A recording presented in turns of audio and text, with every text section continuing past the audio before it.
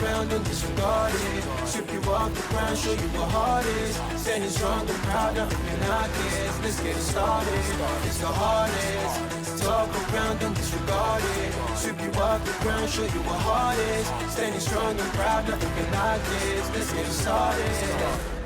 Yeah, get your boots ready. We're about to go on a trip where we wrestle, nobody settling or calling it quits. You're here for the grit, bet you this stuff is amazing. You're stumbling, welcome to the bump in the apron. Step into it, the hardest part of the ring. Here to bring fun, yeah, in this art he is king. It's the best thing, making sure you don't tap out. Don't go soft with the hardest podcast out. And it's not just another one, it's clear. Off the rest, in this content, none contest. Take the nonsense off the steps. You know it's nothing but pure gems when it's coming off the chest. Get it? Now it's time to sit and relax. Get your mind blown away, ain't no skipping a track. Have you paying more attention, no listening gap. Get everything I ever wanted, no giving it back. Yeah.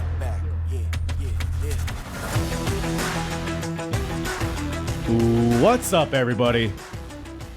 Hardest part of the ring is here. WrestleMania week. Who doggy, hot dog, tamale, butter me up and call me Susan. What a fucking week of wrestling.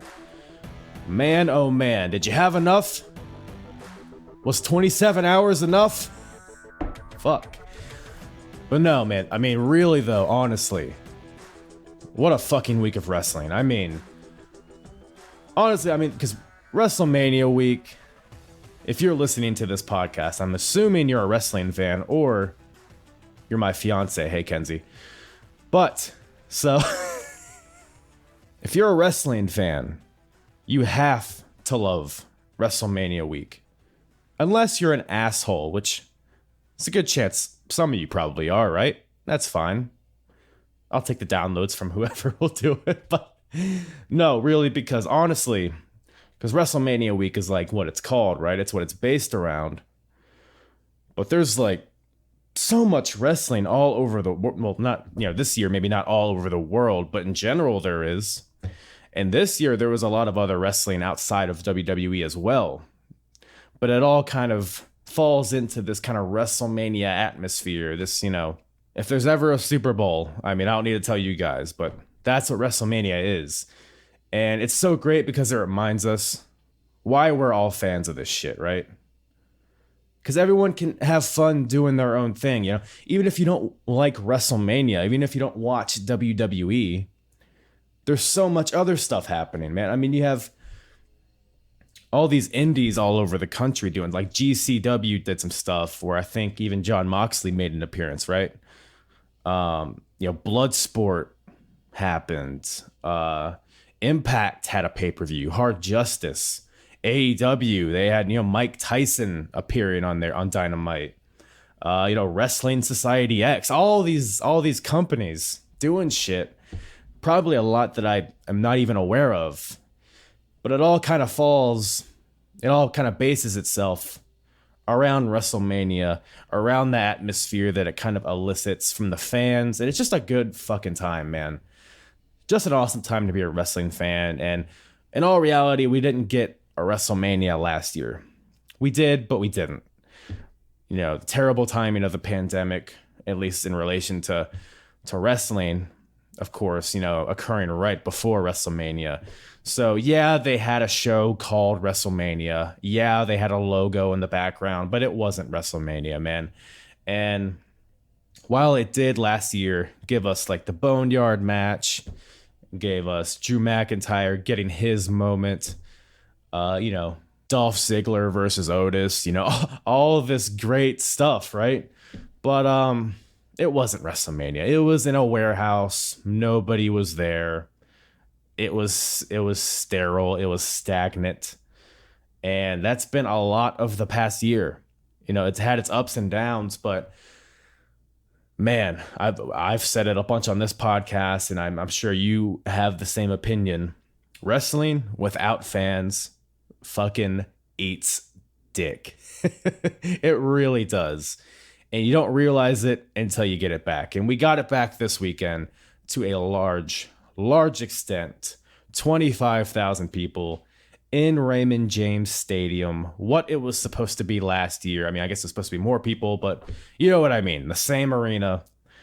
And we'll get into it later in the podcast, but we saw a lot of people who were supposed to get their moments last year get it this year, and it was really, really great to see, honestly. It was really heartwarming as a fan to see fans in attendance, for one, but to see how the wrestlers themselves reacted to that. I mean, we all know how important the fan reactions are, but it really drives it home when you see all these wrestlers coming out. The Randy Orton getting emotional when he walks out, Rhea Ripley crying on stage, like at the beginning of the show. Stuff like that was just awesome to see. And we will get into that. But, just to kind of put a bow on what I was saying earlier, WrestleMania week, whether it's WWE you're watching, whether it's just, NXT, AEW, all the various independent promotions and other smaller companies happening, Impact I mentioned, whatever it is, fans get their opportunity to choose what they want to watch. Lots of choices. And that's what wrestling should be, man. Watch whatever makes your dick hard. That's what it means to be a wrestling fan, in my opinion. But with that being said, to avoid, making this podcast too long-winded, because there's so much stuff to happen. If I talked about everything that happened in the past week, this podcast would be 12 hours long and nobody wants to listen to me. For really, I mean, I'm surprised you guys want to listen to me at all, but it's definitely not that long. I'll try to keep things kind of general in this episode. It's mainly going to be on WrestleMania, the show itself. I will touch on NXT and some other stuff that happened, but this will mainly be a WrestleMania podcast episode. And especially, I don't know if you can hear it. I don't know if it's coming across. I'm a little under the weather for like the past fucking week. I've been sick. I don't know what it is. It's not COVID. It's probably, the pollen in the air. It's or maybe it's AIDS or something. Who knows what it is. But hey, you had Michael Jordan in Game 5 of the '97 NBA Finals, and then you have me. So two of the same things here happening. So whatever it takes to get this audio saliva right into your ears. So that's what Daddy likes to do. Anyways, but yes, as I mentioned, want to touch on NXT Takeover, Stand and Deliver. Holy guacamole! Both nights. It was a 2-night event, obviously, and those guys, they not only stood, but they delivered. No, really, honestly, 2 great nights of NXT. I mean, takeovers, man, they always, I don't want to say they always deliver because it's the fucking name of the show, but they always deliver. And this instance was no different.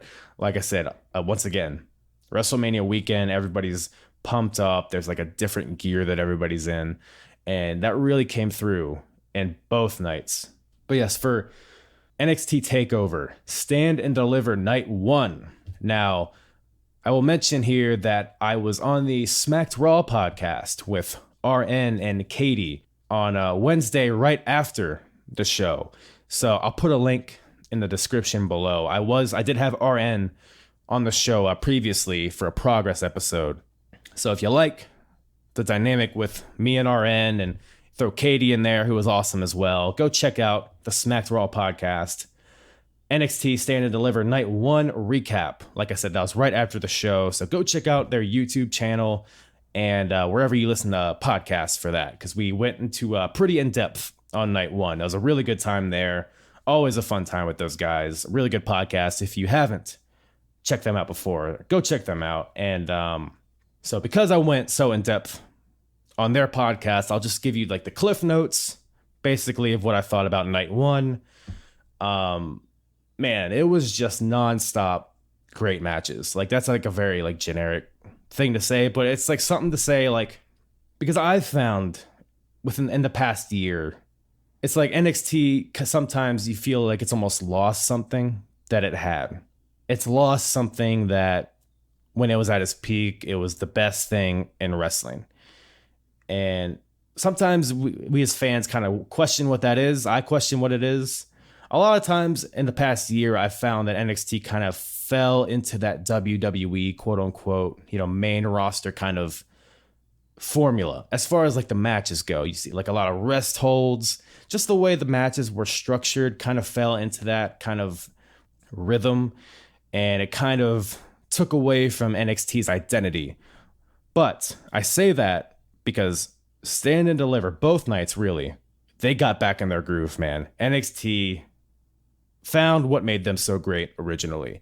And these matches, there was not a lot of dead space, which is great. As a viewer, obviously, not a lot of dead air, not a lot of time to just kind of sit back and look at your phone.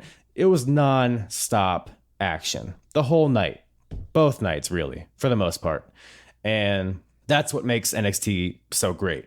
It kicked off with Pete Dunne versus Kushida. Like I said, very like the match was like very in close. Like the guys were always like grappling or doing something. There was always a reason to watch. They were always like pushing forward the narrative of what they were trying to do.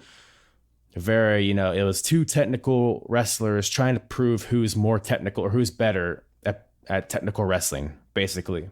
So with that, obviously, you get a very technical wrestling match. And Pete Dunne and Kushida fucking kicked ass opening the show. Really, really great match. And Pete Dunne gets the win here with the bitter end. Loved the finish to it, where Pete Dunne was working on Kushida's hand the entire match. And Kushida, one of his signature moves is his little baseball pitcher punch, I don't know what he calls it, but he did it just out of habit, but his hand is hurt. So he hit the move, hurt himself. Pete Dunne was able to capitalize based on the damage he inflicted during the match and won the match. So I think both guys came out looking great after this match. And Pete Dunne, we'll get to it later, but he could be potentially the next challenger for the NXT title, but we'll see. We'll see.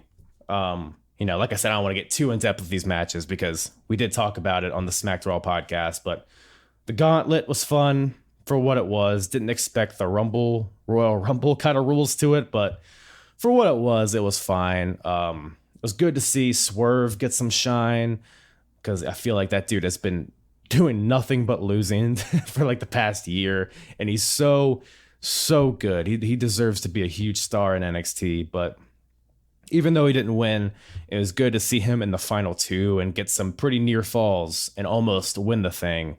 But Bronton Reed ends up winning, and another guy, it's like good to see him get a big win. I think he has so much potential. He does the big man style so good, very reminiscent of a Bam Bam Bigelow, which clearly is an influence on him.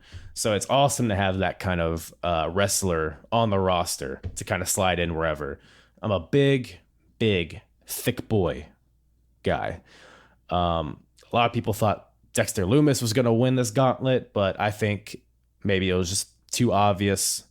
I think he will get his time, and not to get too ahead of myself, but in night two, Bronson didn't win.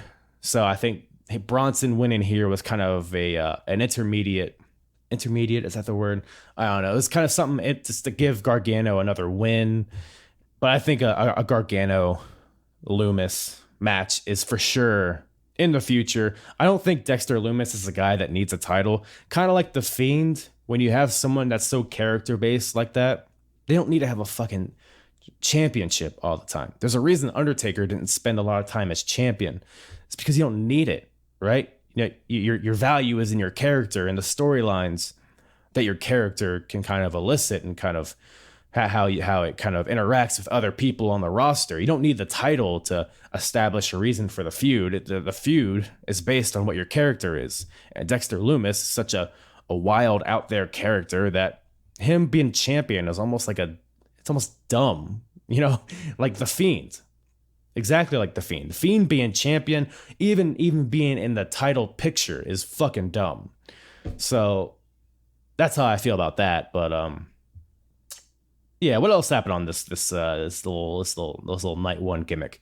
The tag team title match triple threat, MSK versus grizzled young veterans versus Legado del Fantasma for the vacated NXT tag team titles.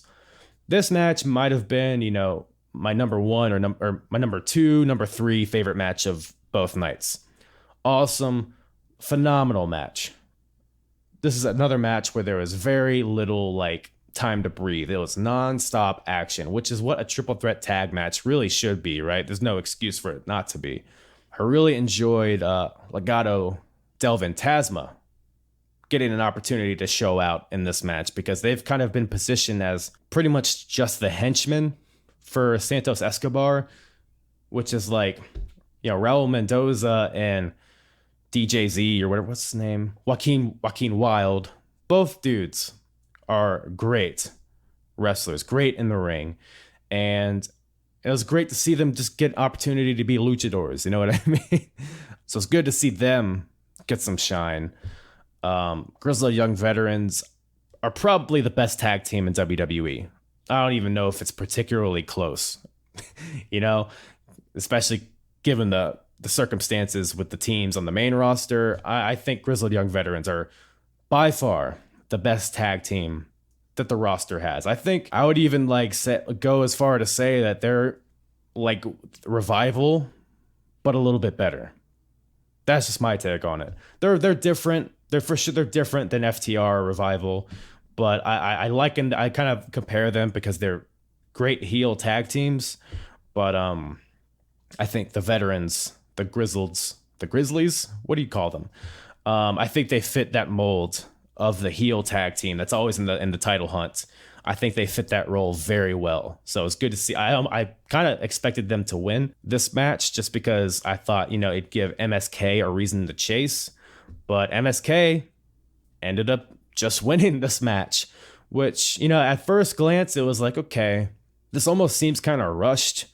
It almost seems like I wish MSK would have had the chance to climb and struggle to get those titles. But that honestly, is the typical kind of sequence of events, right? And I'm always for WWE kind of switching things up from how they normally do things. So maybe that's this case. So I'll let it play out. I'm not going to shit on it too much yet, especially considering MSK. They just have so much momentum going. It wouldn't be a halt to their momentum if they lost. But I definitely understand them trying to capitalize on their momentum and giving them the titles pretty much right out the gate. So happy for those guys. And the tag division, man, it seems like it's back. It was gone for a while. The pandemic hit. It gave us some pretty stagnant NXT episodes for a while. They didn't have really a lot of tag teams at all. They had fucking Oni Lorcan and Danny Burch as champions for a couple months. Breezango, who, look, I like those guys, but come on, who cares? And then Imperium without Walter. The tag division had some struggles in the past year, but from what I saw on TakeOver, it seems like it is back in a big way. So awesome to see that. Having that tag division, it's a very crucial piece to these takeovers, right? You have your main event, you have, co-main event, you have your women's title, you have your mid-card title, and you have your tag team title. Well, for a long time, they didn't have that tag team title piece, which made maybe takeovers suffer a little bit. But man, now, you guys know, if you've listened to me for a long time, I'm a mark for tag team wrestling. So awesome to see NXT finally bouncing back with their tag division. But speaking of bouncing back, how about watching Ciampa's head bounce off the fucking mat through all this? This may have been, I think it was definitely my favorite match of TakeOver, both nights. Could have been my favorite match of the entire week. It's kind of apples and oranges when comparing to WrestleMania and stuff, but this match fucked. It's such a high bar too, right? That's another thing. We all expected it to be great, but I think it was even better than a lot of us even expected. From the get-go, first of all, I popped hard. I was popping all over the place in the beginning, just from seeing Ciampa shaving his head No longer do we have to sit through fucking homeless boy Ciampa. Now we got beautiful bald Tommaso, along with his old ring jacket, his old trunks, looking shredded as ever. Just vascular as hell, dude. We had 2018 Tommaso Ciampa back here, which is great to see because, I talked earlier about what NXT has been missing. I think Ciampa being kind of watered down in the past year has been a big part of that too, right? Because he's been such a big part, especially when NXT was at his peak. He was such a big part of that, and to see him kind of be in the background for a while was kind of demoralizing, honestly. As fans, it's like, man, are his best days behind him? But fuck me in half, dude. He proved me wrong in this match against Walter. Some of y'all are sleeping on Walter, and you better wake the hell up because this dude might be the best wrestler in the world. And I'll expand on that later. But this match here, man, this dude, it was what we expected, right? It was each guy hitting each other really hard. Walter matches are always like that, and Ciampa fit into that perfectly. Ciampa was super aggressive, much more than he has been. Walter, he tried to chop Ciampa on the outside, but missed and fucking cut through the announce table with his bare hand. Like, the sound of the wood breaking was ungodly. And that played into the story of the match, right? Walter's right hand was injured from that, so he couldn't use it throughout the match until he used it as a last resort to chop Ciampa at the end, and that's what finished the match. This was after, Walter obviously worked on the neck, the surgically repaired neck of Ciampa with suplexes, submissions, chokeholds. He did this sick neck crank with his ankles. It was, and like I said, just a last resort using that right hand because he couldn't use it throughout the match, but he had to because he knew that's where the power was. And that's what finished the match. A lot of people didn't like that the finish was a chop, but come on, man. Are you new? Are you not familiar with Walter? Add on to the fact that this is after, a stint he hit like a suplex, making Ciampa land right on his neck. And just like I said, he emptied the gas tank with that chop, and that's what got him the victory. So I love the story of the match, love the finish. And we're not done with Walter this week, folks. We are not done with Walter. But then, man, the main event of night one, Raquel Gonzalez. I'm kind of going into more detail than I intended to do with these, but Raquel Gonzalez beats Io Shirai to win the NXT Women's Championship. It's been a long time coming. Ever since Raquel beat Io in War Games, it's pretty much been a matter of when, not if, that she was going to beat Io for the title. And again, just another banger of a match. Raquel was pretty much the base for Io and all of her high-flying offense, just bouncing around all over the ring, diving off of the skull on the stage. Was a sick bump. Raquel ended up hitting some power moves and hit her power bomb for the win. So, Io did all she could, but couldn't beat Giant Gonzalez here. And Raquel Gonzalez, man, she's going to be a huge star. I've been saying it for a while. I think eventually she's going to be the biggest babyface women superstar in the WWE maybe within a year, but definitely very, very soon. And she's just so marketable looking. She just has a very I don't want to just say it's because she's attractive, because she is, but she just feels like she could be a big baby face in the future. She doesn't seem very mean, if that makes any sense. She's big and tough and intimidating, but it's I don't know how to explain it. She just has very soft features, and I think that could play into a very good heroic kind of character in the future. But whatever the case is, whatever it is, babyface, heel, she's going to be huge. I think it's only a matter of time. I think this time next year, she could be very well winning a Raw women's title, a SmackDown women's title at WrestleMania. So good to see Rocky get the rocket here, and only time will tell. She's a heel obviously now, so that opens up a lot of more opportunities for women to challenge her for the title. I was expecting Dakota Kai to turn on her in this match. I still think it will happen. Maybe it'll be next week. Maybe it'll be, a couple weeks, months down the road, but I think it's happening.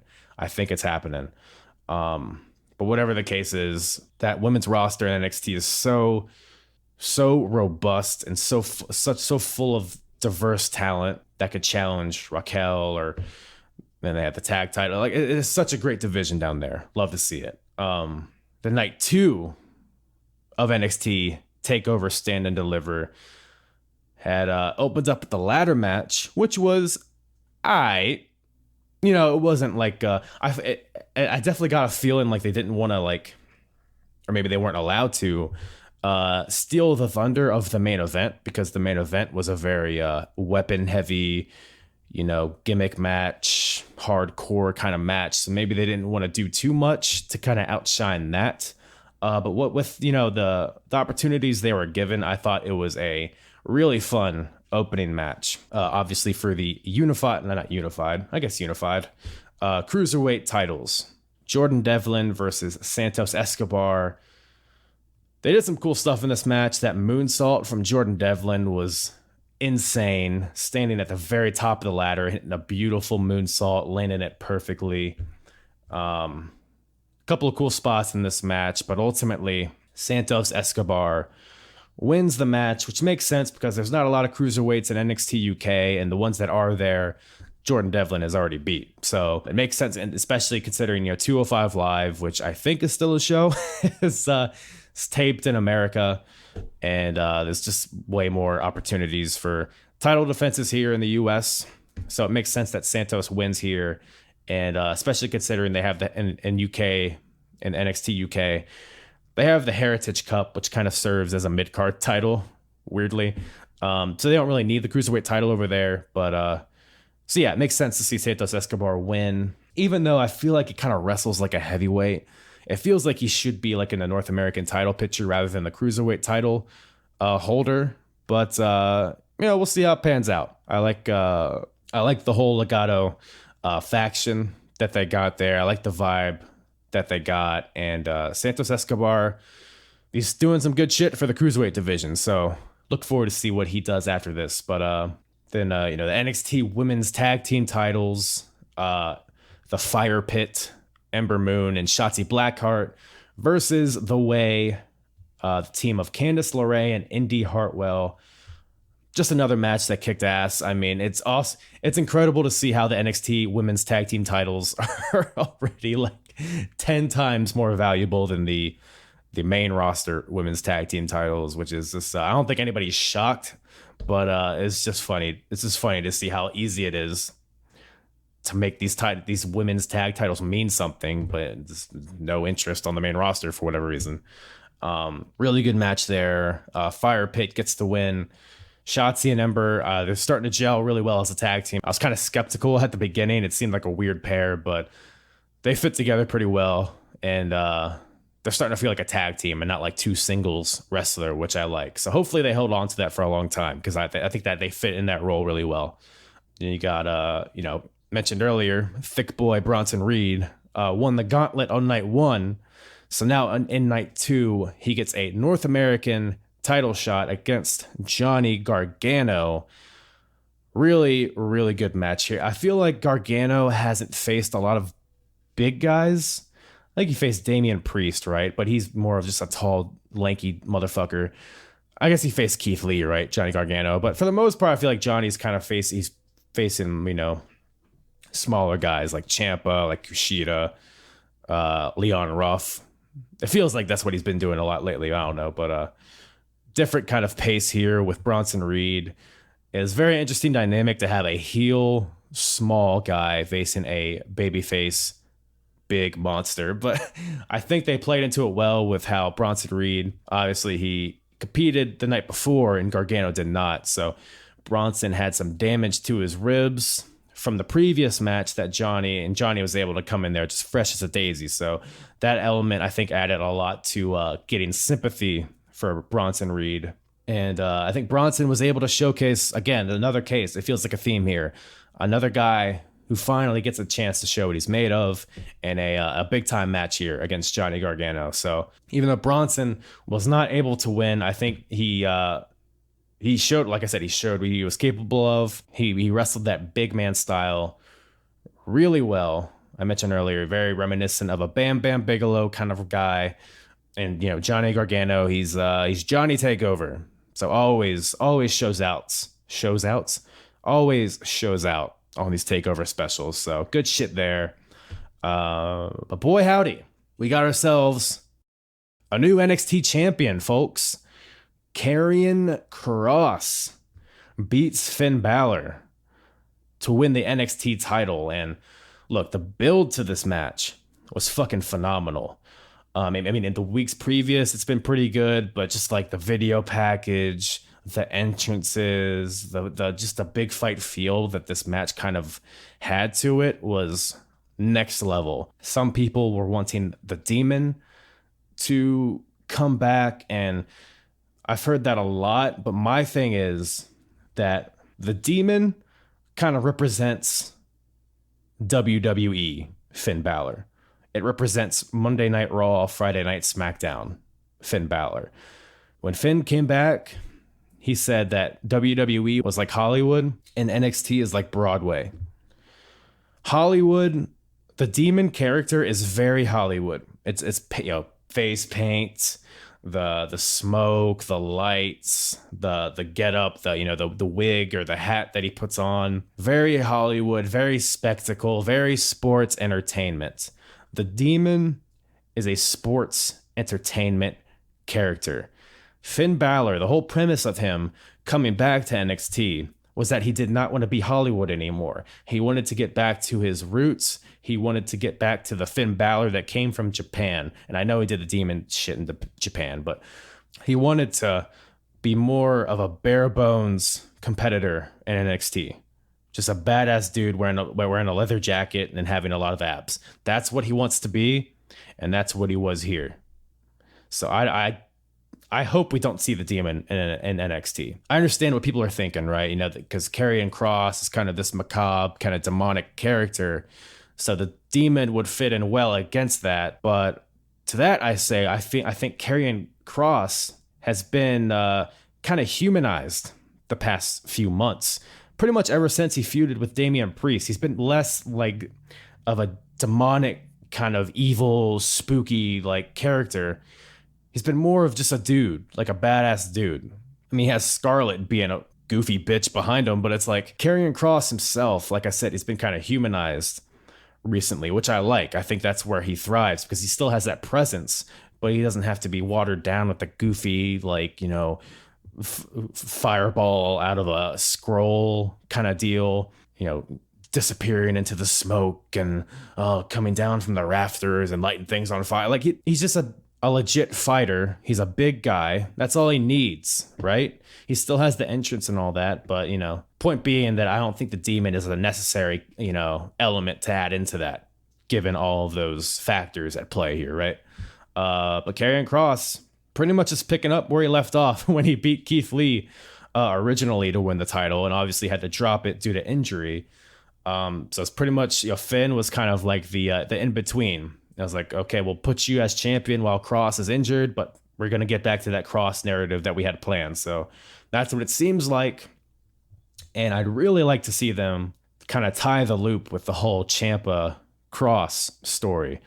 Because if you remember, Karrion Kross came in, he faced Tommaso Ciampa at, I think it was a takeover, right? Or it was at least a special of some sort. And Kross just dominated Ciampa.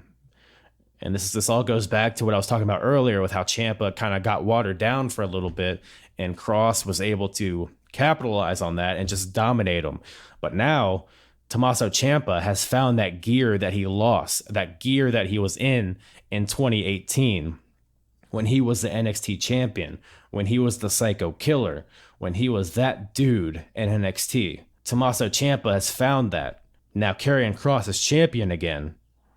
Those two haven't really interacted since Karrion Kross dominated Ciampa and sent Ciampa home for a while. So now you have those two elements at play once again, and now I think it's only a matter of time before that collision happens. Maybe there'll be some title matches before that. Like I said, Pete Dunn could be like an intermediate kind of match before that or something like that. But I think Ciampa and Karrion Kross is the next big match for that NXT title, and I would definitely love to see it, given how everybody's evolved since then.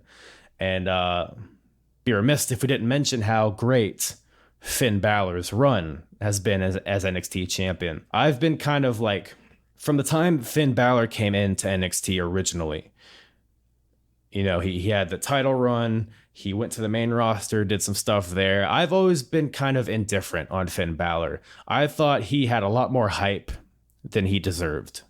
Even in Japan, from what I saw in Japan, it was like, okay, it's like AJ Styles, but not as good. Like, that's kind of the vibe that I got just from the very few matches I saw in Japan of Finn Balor. And then he came into NXT. He had some matches with Samoa Joe. You know, who else? I don't even remember who else he faced. But his first run in NXT was just okay. Even his matches with Kevin Owens, they were like pretty good, but like not the best stuff that was going on at the time, right? Then he went to the main roster. Obviously, we know how that went.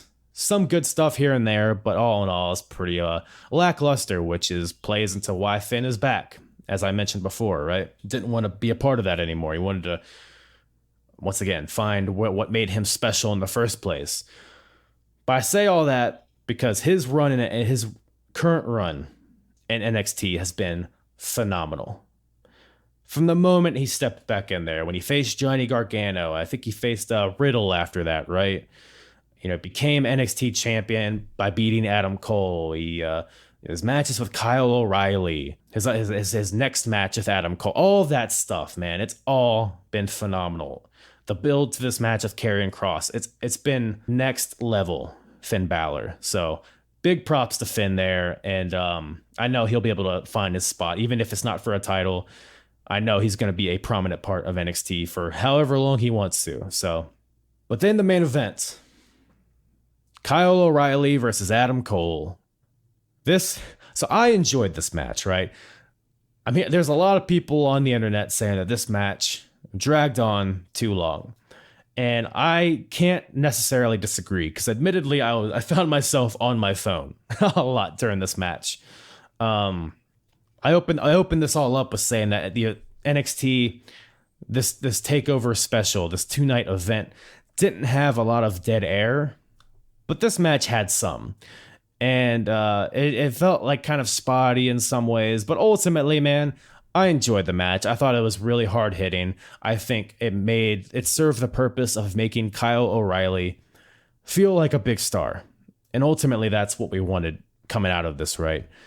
And like I said, I enjoyed the match, even though some of the spots were kind of goofy with Kyle O'Reilly wrapping the chain around his leg and it didn't stay. Like, that kind of stuff was like, okay, it's a little hokey, but it's like, all in all, I enjoyed it. You know, I'll try to get past the fucking awful theme songs for both of these guys. Good God. This is becoming a running theme, you know, no pun intended, that a lot of these entrance songs, I tweeted this out, but it's like the music team just got together and is like, hey, let's take all these theme songs and just make them shitty. Like, Kyle O'Reilly had a terrible song. Adam Cole had a terrible song. Like, it was like kind of based off of his independent theme song that he had in like ROH and stuff, right? But it was just like a shitty version of it. You know, Pete Dunn used to have a great theme, and now they just made it shitty. Like, it just made it like less cool, less energetic, less just very clunky. Like, and even the Shotzi Blackheart theme, same thing. Legado del Fantasma, same thing. Like, why are they making all these theme songs terrible? Like, why is that their goal? I don't know. But anyways, Adam Cole versus Kyle O'Reilly, great match. Did it drag on too long? Perhaps, but yeah, so is this podcast, because I meant to just highlight this stuff, but whatever. It's my podcast. I do what I want, so you'll get over it. But before we get into WrestleMania, definitely gotta give a shout out to NXT UK Prelude. This might have gotten lost in all of your wrestling in the past week, but NXT UK, in their normal time slot, it was essentially kind of just a normal episode of NXT UK, but just a little bit better. We saw a really good Heritage Cup match between Tyler Bate and Noam Dar. Heritage Cup, if you haven't been watching NXT UK, it's British rounds rules. Not to get too in the details, but it's basically, an old school British kind of stipulation where it's, like I said, it's in rounds. I believe it's 6 3-minute rounds. I may be off by a number or two, but it's best 2 out of 3 falls. You can win by knockout, but you also can win by just 2 pinfalls or submissions. I just like how it differentiates itself from the other brands in WWE by giving it that British kind of vibe to it. Then you had a pretty good women's tag team match between Meiko Satomura and Amelia McKenzie versus Isla Dawn and Kaylee Ray, the NXT UK Women's Champion. Then a badass main event in Walter versus Rampage Brown. If you listen to me, you've heard me talk a lot about Rampage and Progress. Well, now he's here, and now he's facing Walter in the main event of NXT UK. And man, just a bunch of big dudes slapping meat here. If you haven't watched this match, it might not be as good as the Ciampa match, but it was up there for sure. I mean, a Walter match is always going to be amazing to an extent. So, and I admire Walter for, man, he faced Ciampa, and then he flew to the UK. And 15 hours later, after that match, he faced Rampage. So props to Walter for being able to do that. But yeah, really fun match between Walter and Rampage. Go check that out if you haven't. And with that, as we are 45 minutes in, now it's time to get into WrestleMania. Doggy. WrestleMania 37. Tampa Bay. Like I said, where it was supposed to be last year in Raymond James Stadium. After a couple of great NXT shows, after really just a lot of shows all over the country throughout the past week. Now we're here at WrestleMania, the main portion of what this podcast episode is supposed to be. Now we're here at WrestleMania. And so now now it's time to... Fuck. Man, I'm sorry, everybody. I was about to get into WrestleMania, but we're gonna have to delay the podcast for a little bit before it clears up. So, just a short delay for just a bit. We're just gonna have to have a little bit of a delay here in the episode. Let me grab my poncho real quick.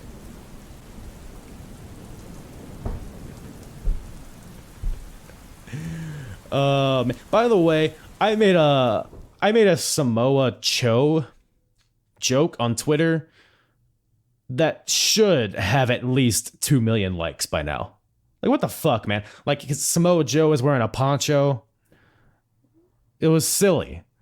The Samoan submission machine, the guy that went an hour against CM Punk, the guy that held the ROH title for over 2 years or whatever the fuck. This monster, this dude that took out Brock Lesnar, that choked him out on the stage. This guy that eviscerated everybody on SmackDown that one time.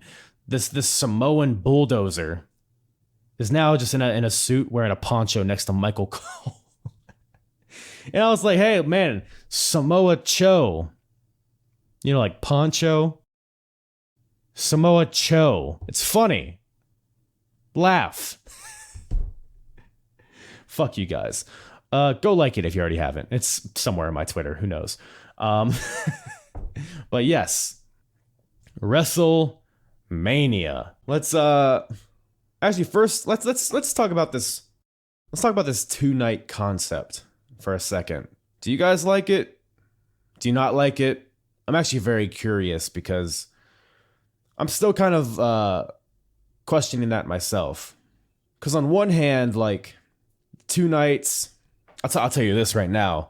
What I do not like, for sure, what I am not debating on, is that one singular 8 to 9 hour show is complete and utter ass cheeks. Terrible. You think back to, what was it, WrestleMania 35? Was that the last big WrestleMania? Do you remember really anything from that show other than the main event and maybe one or two other matches? Because there was like 14, 15 matches on that show at least.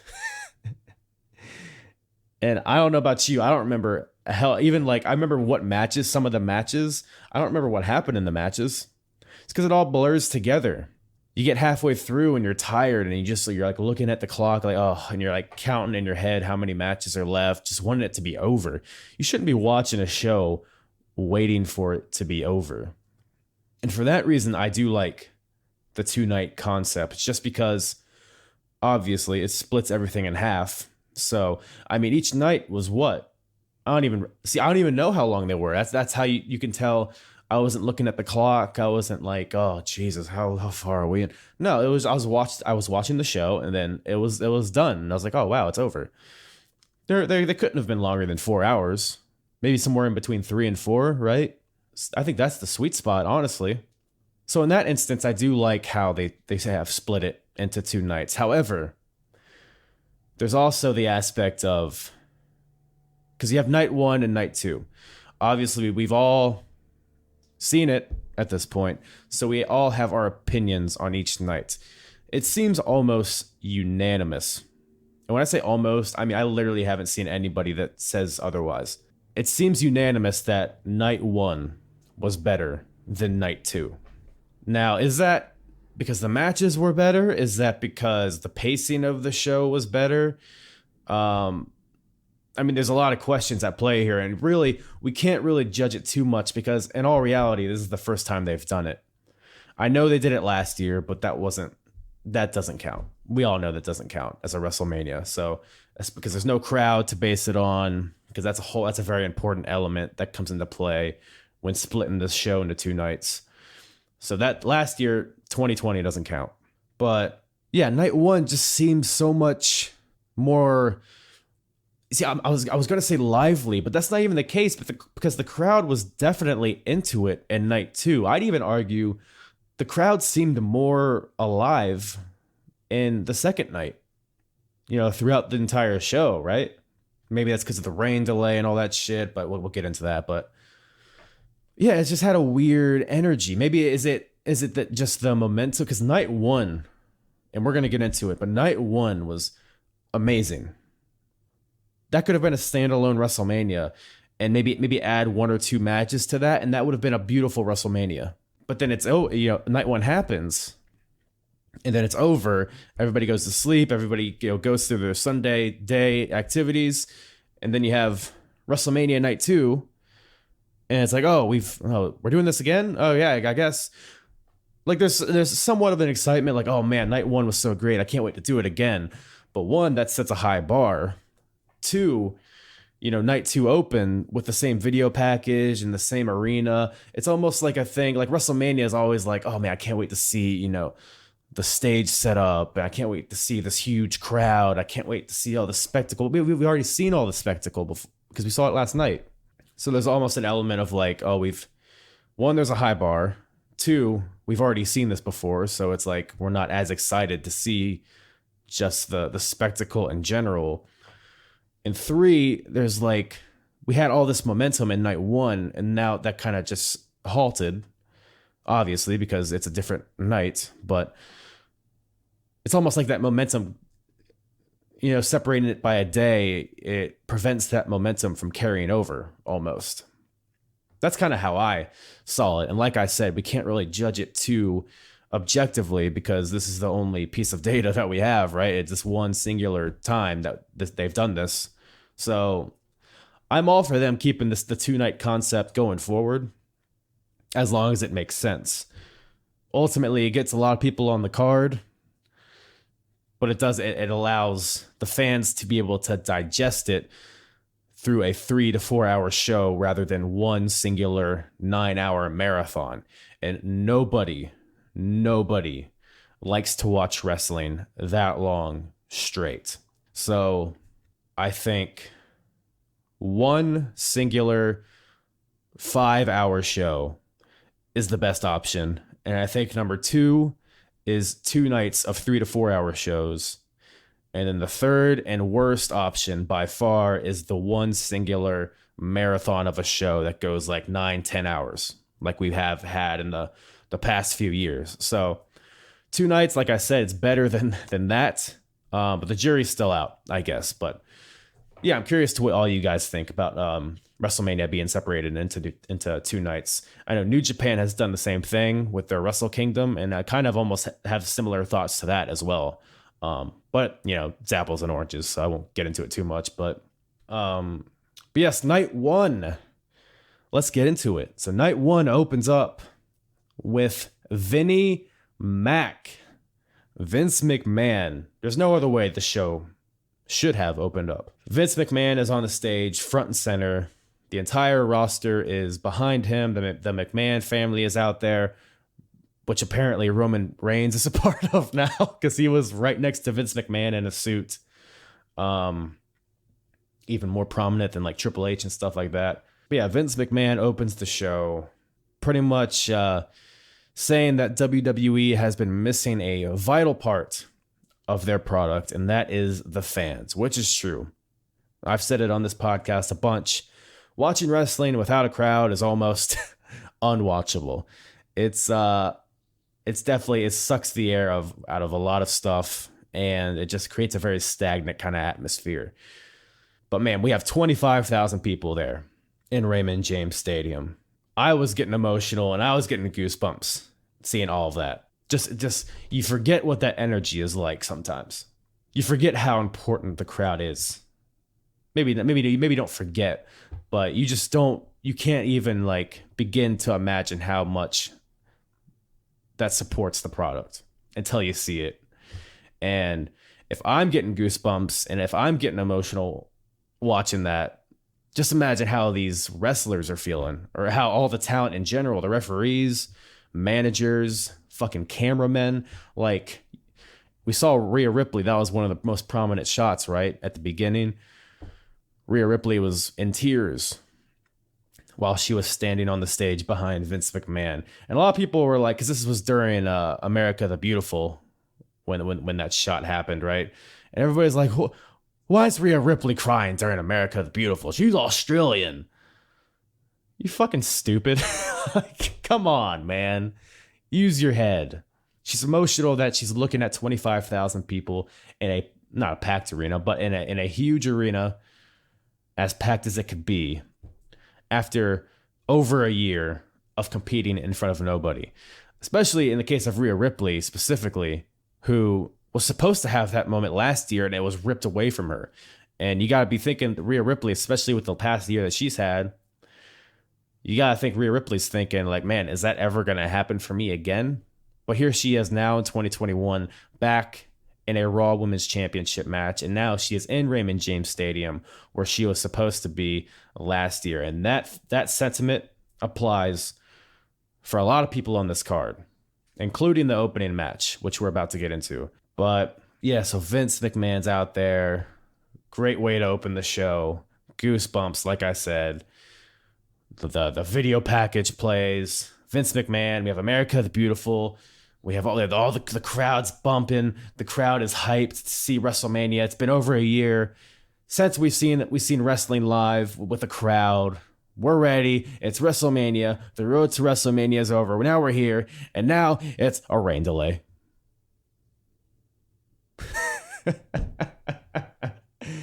Man, I don't think, to my knowledge, that's never happened before in WWE. A rain delay. Feel free to correct me if I'm wrong, but I don't think that's ever happened before. It's been close.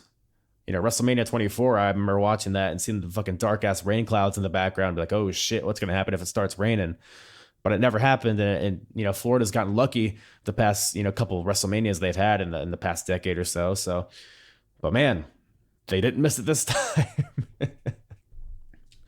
Luckily, the rain delay was only 15 minutes or so. Maybe, give or take a few minutes.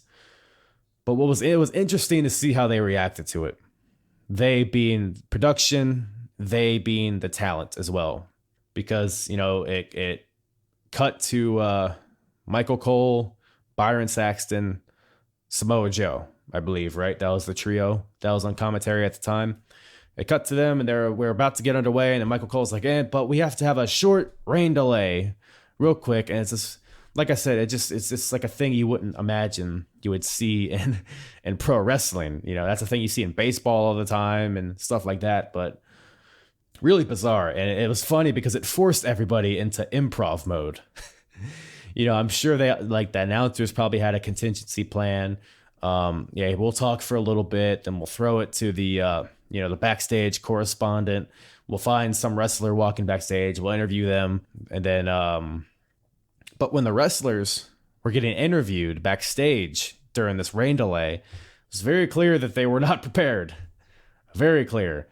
And it was a very different feel from the heavily scripted promos that they typically cut.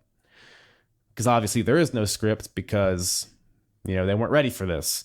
So it forced all of these wrestlers to sink or swim. Some sank, some swam.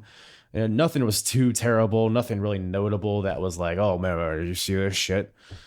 But it definitely lets you know who was able to handle that kind of pressure, who was able to, really believe in their character and in their storyline to just kind of create emotion and a narrative out of thin air.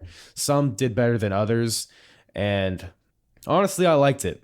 The scripted promos are one of the biggest burdens on the WWE product right now, and to any way for these guys to inject their personality, their actual personality in these promos is a positive thing, for sure. I saw little shit dick Sam Roberts tweet out, I hope you guys are enjoying these non-scripted promos, or something along those lines, basically implying that the promos were bad and that he believes that promos should be scripted. But I'm like, bro, no. These are great. Non-scripted promos are great. They're a little rough around the edges, for sure, but that brings in a sense of realism. It differentiates each person from one another, and it makes it so it's not a conveyor belt of the same shit over and over again, just with different voices behind it and different catchphrases to cap them off. It gave each one some individuality, which is a very valuable commodity in WWE nowadays. But rain delay happens. Luckily, not too long. And then we finally get underway with our opening match, the WWE Championship on the line. The champion, Bobby Lashley, versus Drew McIntyre. So I'm going to go ahead and say this. I've been very disconnected from Raw lately. And I'm by the way, I'm recording this, just to pull back the curtain a little bit. I'm recording this on a Tuesday after the Raw, after WrestleMania, because I thought, maybe something crucial will happen on the Raw after WrestleMania. Surely there's going to be a lot of happenings that happen, a fresh start, a new season, new storylines occurring, people debuting, people returning, just a different vibe. Raw is going to learn from their mistakes of being so shallow in emotion, so generic, so formulaic in everything they do. They're going to learn and they're going to have a fresh start. Well, I can confirm that Raw is just as bad, if not worse, than ever. So, didn't miss anything. I say that because I haven't been watching Raw at all, really. I've been following it through Twitter. I've been following it. I'll see a few things on YouTube every now and then. But I haven't been watching a lot of this storyline specifically in Lashley versus Drew McIntyre. I understand that the Hurt Business broke up. Do not understand why. And I can tell you this. It just seems like it's consistent with the ideology of WWE and that, hey, let's break up this great faction or team. Why? I don't know. We'll think of a reason later. Let's just break them up because it'll be a cool moment, right? It'll get some clicks on Twitter. It'll make a neat GIF. Bobby Lashley breaking up the Hurt Business, putting Shelton Benjamin in the Hurt Lock, beating up Cedric Alexander. That'll be cool. Fans won't expect it. Yeah, it'll be neat. But what are we doing with Shelton and Cedric out? Ah, don't worry about that. We'll figure it out. They won't. But Bobby Lashley versus Drew McIntyre, a rematch from Backlash this past year, but completely different animals here. Bobby Lashley has been the fucking man. This is the Bobby Lashley that we've all been waiting for. I've said it on this podcast specifically. Bobby Lashley has suffered from being soft. And I say that respectably, because obviously he's a huge dude. Obviously, he's a very menacing looking human being. He's a legitimate athlete. He's a legitimate wrestler, amateur wrestler, MMA fighter, jacked up piece of granite. So I in no way am suggesting that Bobby Lashley himself is soft, but the way he's translated his look and his presence into the ring, his entire career, it's this big piece of this big walking pillow walking around. Like he has all these muscles, but when he hits somebody, it's like, te, te. Like he's so soft with all of his offense. And his facials are so soft as well. He just looks like a nice guy. By the way, I'm talking about past Bobby Lashley. Like last year and before that. I say all that because he's turned that all around in the past month or two. A lot of his offense is still kind of soft, but he's able to kind of carry that presence with him in the ring more so than he has in the past.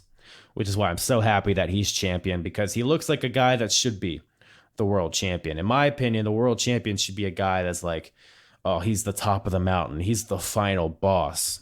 Bobby Lashley has that final boss presence to him. So love that he's champion, and Drew McIntyre being in this match. I mean, he carried the WWE through the pandemic era. So it was great to see him be the first one to come out with an entrance and get a reaction, other than, Titus O'Neil and Hulk Hogan. But I'm just going to pretend that shit didn't happen on this show. I don't know about you guys. I'm just going to try to Men in Black that to myself from my memory. But yes, Drew comes out first. The kilt, the sword, all of it, the pyro. You can see on his face how happy he is. You could really pretty much say that about everybody that made an entrance on this show. Everybody is so fucking excited to have fans back, and that was great to see. And Drew, like I said, carried the company through these tough times, so he deserved to be this opening match for sure. And in my opinion, the opening match here was probably more valuable than the main event. But like I said, the build to this match has been pretty cheeks, pretty garbage. Pretty uninspiring. Bobby Lashley, it's been more of a Hurt Business kind of turmoil than Bobby versus Drew. You have Corbin in there attacking Drew McIntyre for the bounty, but that didn't really materialize into anything at all. So it was like they didn't know what they're doing, and it's like, well, let's try to crawl to WrestleMania so this match can happen. That's what seemed like the mentality was. The match itself, though, was fucking great. It had to be a banger of a match, returning to fans being present. And it was. Two big guys slapping meat. That's what this match was. And you have each guy hitting their signature moves on each other. It's like two powerhouses competing to see who's the better powerhouse, essentially. The finish comes when Drew McIntyre is going for a Claymore, but as he's about to sprint towards Lashley, MVP yells out for Lashley, which distracts Drew, which gives a split second distracts Drew. But Drew commits to the Claymore, and that split second gave Lashley a window to dodge the Claymore, to strike on McIntyre and lock on the Hurt Lock. And Drew passes out in the Hurt Lock full Nelson. Lashley retains the WWE title. I don't think anybody saw this shit coming. I thought it was a foregone conclusion that this was all building up to McIntyre being able to win in front of a crowd, but it seems like they're keeping with Lashley, which, hey, I'm happy to see Lashley get a true run with the title and not just be a transitional champion. I have nothing wrong with that, especially after this great match here to open up WrestleMania. Drew McIntyre, he'll find his footing for sure. And don't worry, folks. At WrestleMania Backlash, we will get a rematch between Drew and Bobby. So, and that match will be just as unpredictable than this one, in my opinion. WrestleMania Backlash, not just Backlash, which is good because we've had Backlash for 22 years, and I'm always like, what's the backlash towards? I'm always confused, but thank you for WWE for taking their big, delicious mallet and bashing me over the head with their on-the-nose marketing. WrestleMania Backlash. It's Backlash of WrestleMania, if you didn't understand. It's right after WrestleMania. WrestleMania Backlash, everybody. Backlash, WrestleMania. Backlash, WrestleMania. WrestleMania. Anyways, after that, we have the women's tag team #1 contender Turmoil. That's a mouthful. It's a bunch of women's tag teams in a Turmoil match. The winner of this match gets a title shot at the Women's Tag Team Championships at Night 2. I like that structure, by the way. I like Night 1 being utilized to kind of begin the narrative for Night 2 to conclude on. I like that. They did that with the North American title at TakeOver, and they're doing it now. They're taking advantage of the 2-night structure, which I really enjoy that aspect of it. This Turmoil match, I mean, is there anything notable that happened other than Mandy Rose slipping on the ramp? I'm surprised she was the only one with the rain and everything. So Mandy takes a tumble, has dirt all over her ass throughout the entire match. What the hell was going on with those outfits, dude? From Mandy and Dana. I don't know what they were going for, but those outfits were unflattering. And they're two beautiful women, but those outfits made them less. It made them look awkward and like they weren't comfortable in their own skin, where like it was just bad. And they wore it again on Raw, didn't they? Ugh, come on, guys. Don't not again. We don't need that. But yeah, other than that, I mean, it was a match. It was kind of a sludgy, awkward match, very botchy in some instances. But Natalya and Tamina end up winning this match. I actually do enjoy this pair, even though Natty is more unbearable than I could even put into words. I do like the tandem of Natalya and Tamina. And I like that Tamina got a chance to have a moment after all these years, because she's been with the WWE for, 12 years or so at least.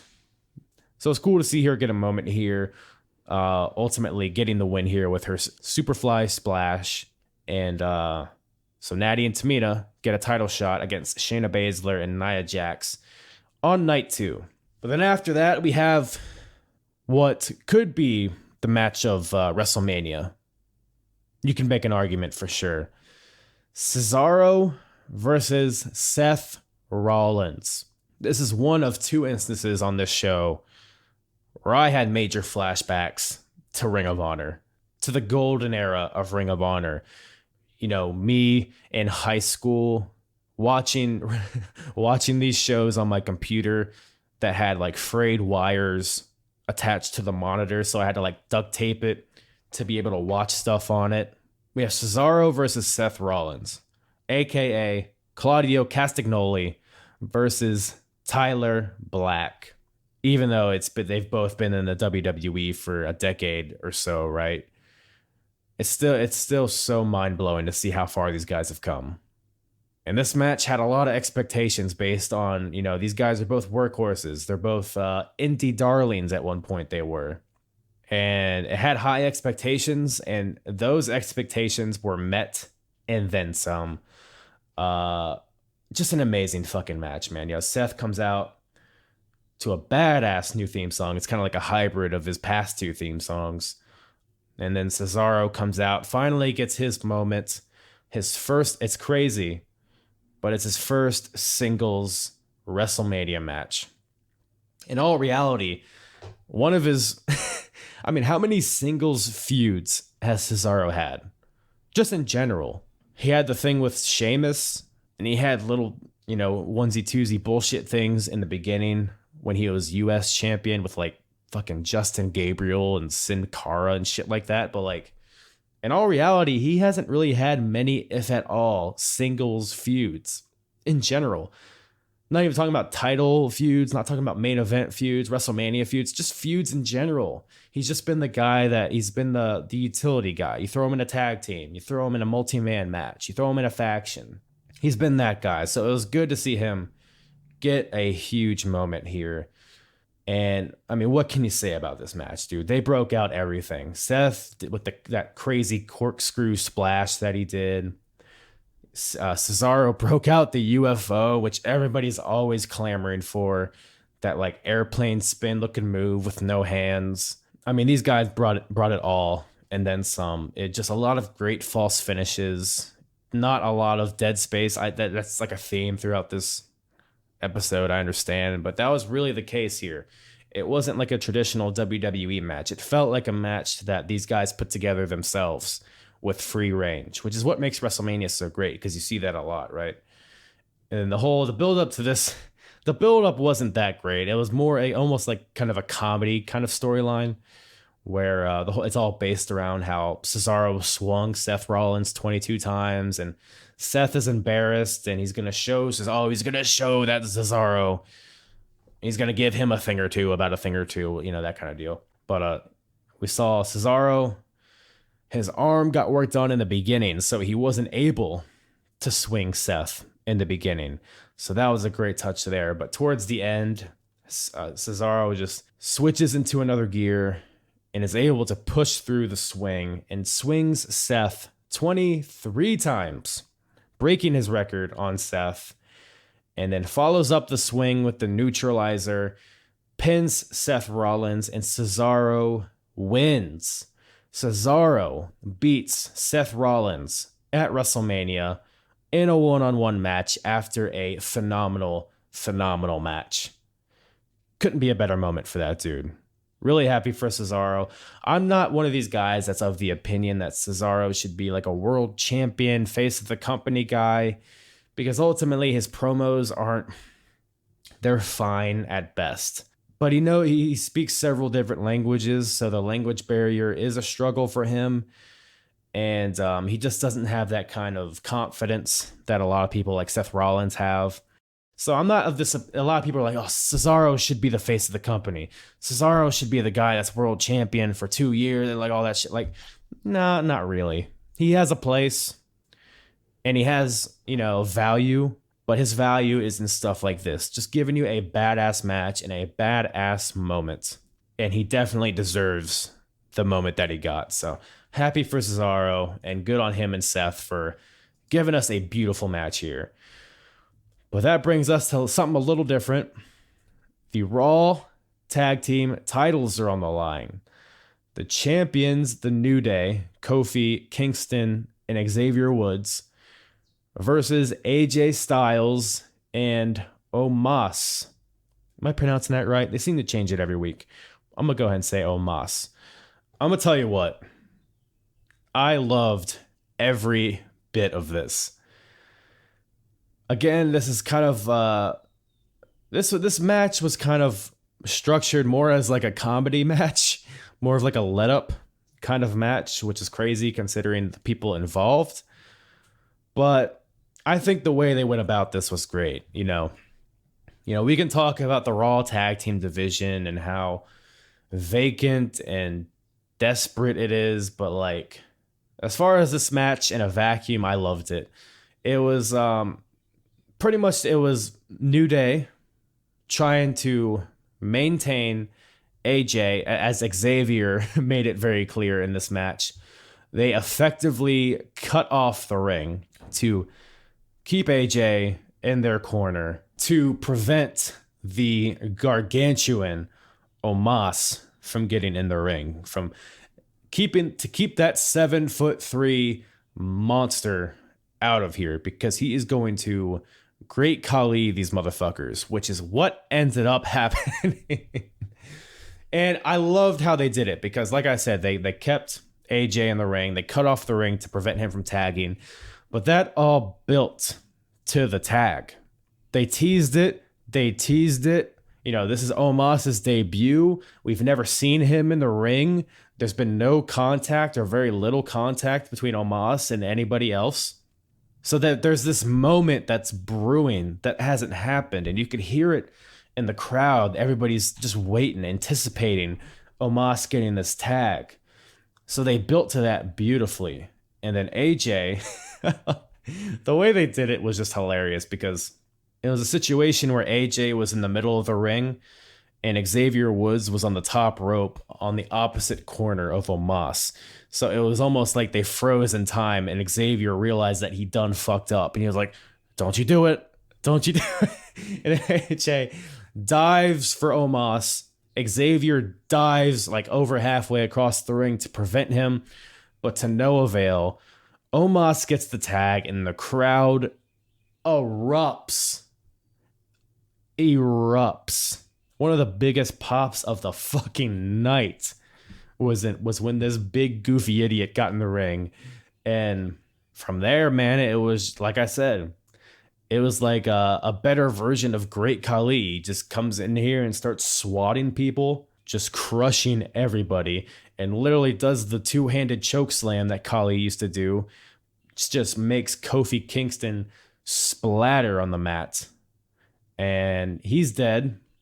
So Omos, what does he do? Just takes one foot, puts it on Kofi's chest, puts it on the chest of the guy that won the WWE title at WrestleMania a few years ago, pins Kofi Kingston, and Omos and AJ win the Raw Tag Team titles.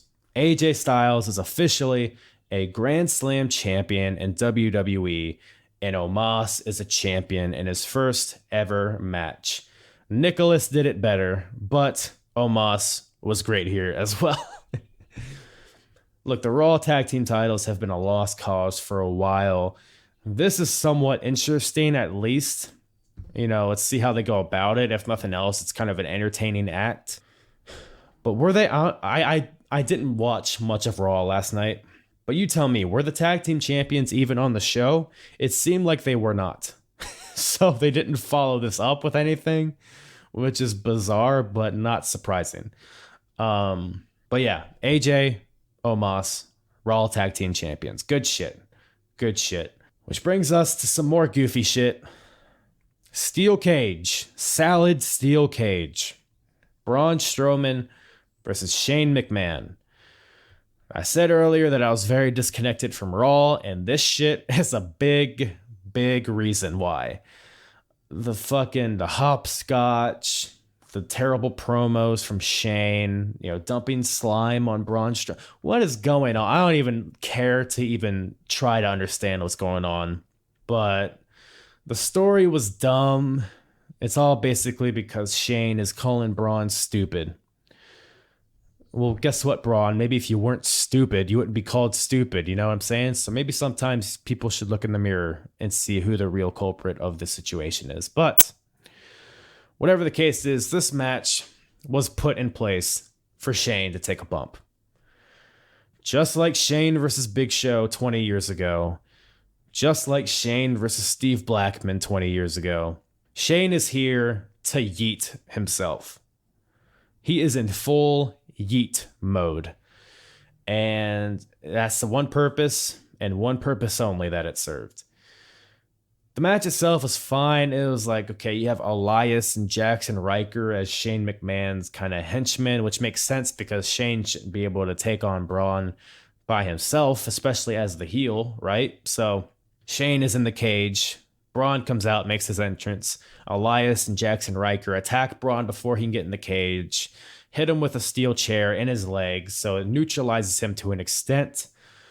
So it's like somewhat competitive, but merely due to the injury of Braun's leg. At one point, Shane is able to use his speed to climb the cage, climb over it, and this dude is halfway down the cage, about to escape, waving bye-bye, with his hand to Braun Strowman. At this point, I'm like, wait a minute. Is this dude about to actually win this match like this? But then Braun Strowman climbs up to the cage on the other side, grabs Shane's hand through the rungs of the cage, rips the cage wall down, just takes his hand and rips it. Great visual there. That's not how I thought it was going to go, but it looked really good. Made Braun look like a beast.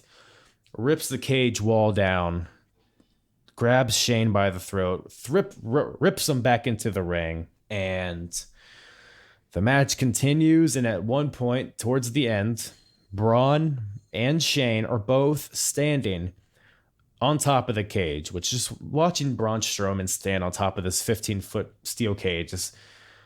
That's a sight to see, if nothing else. But at this point, here's the purpose of this match.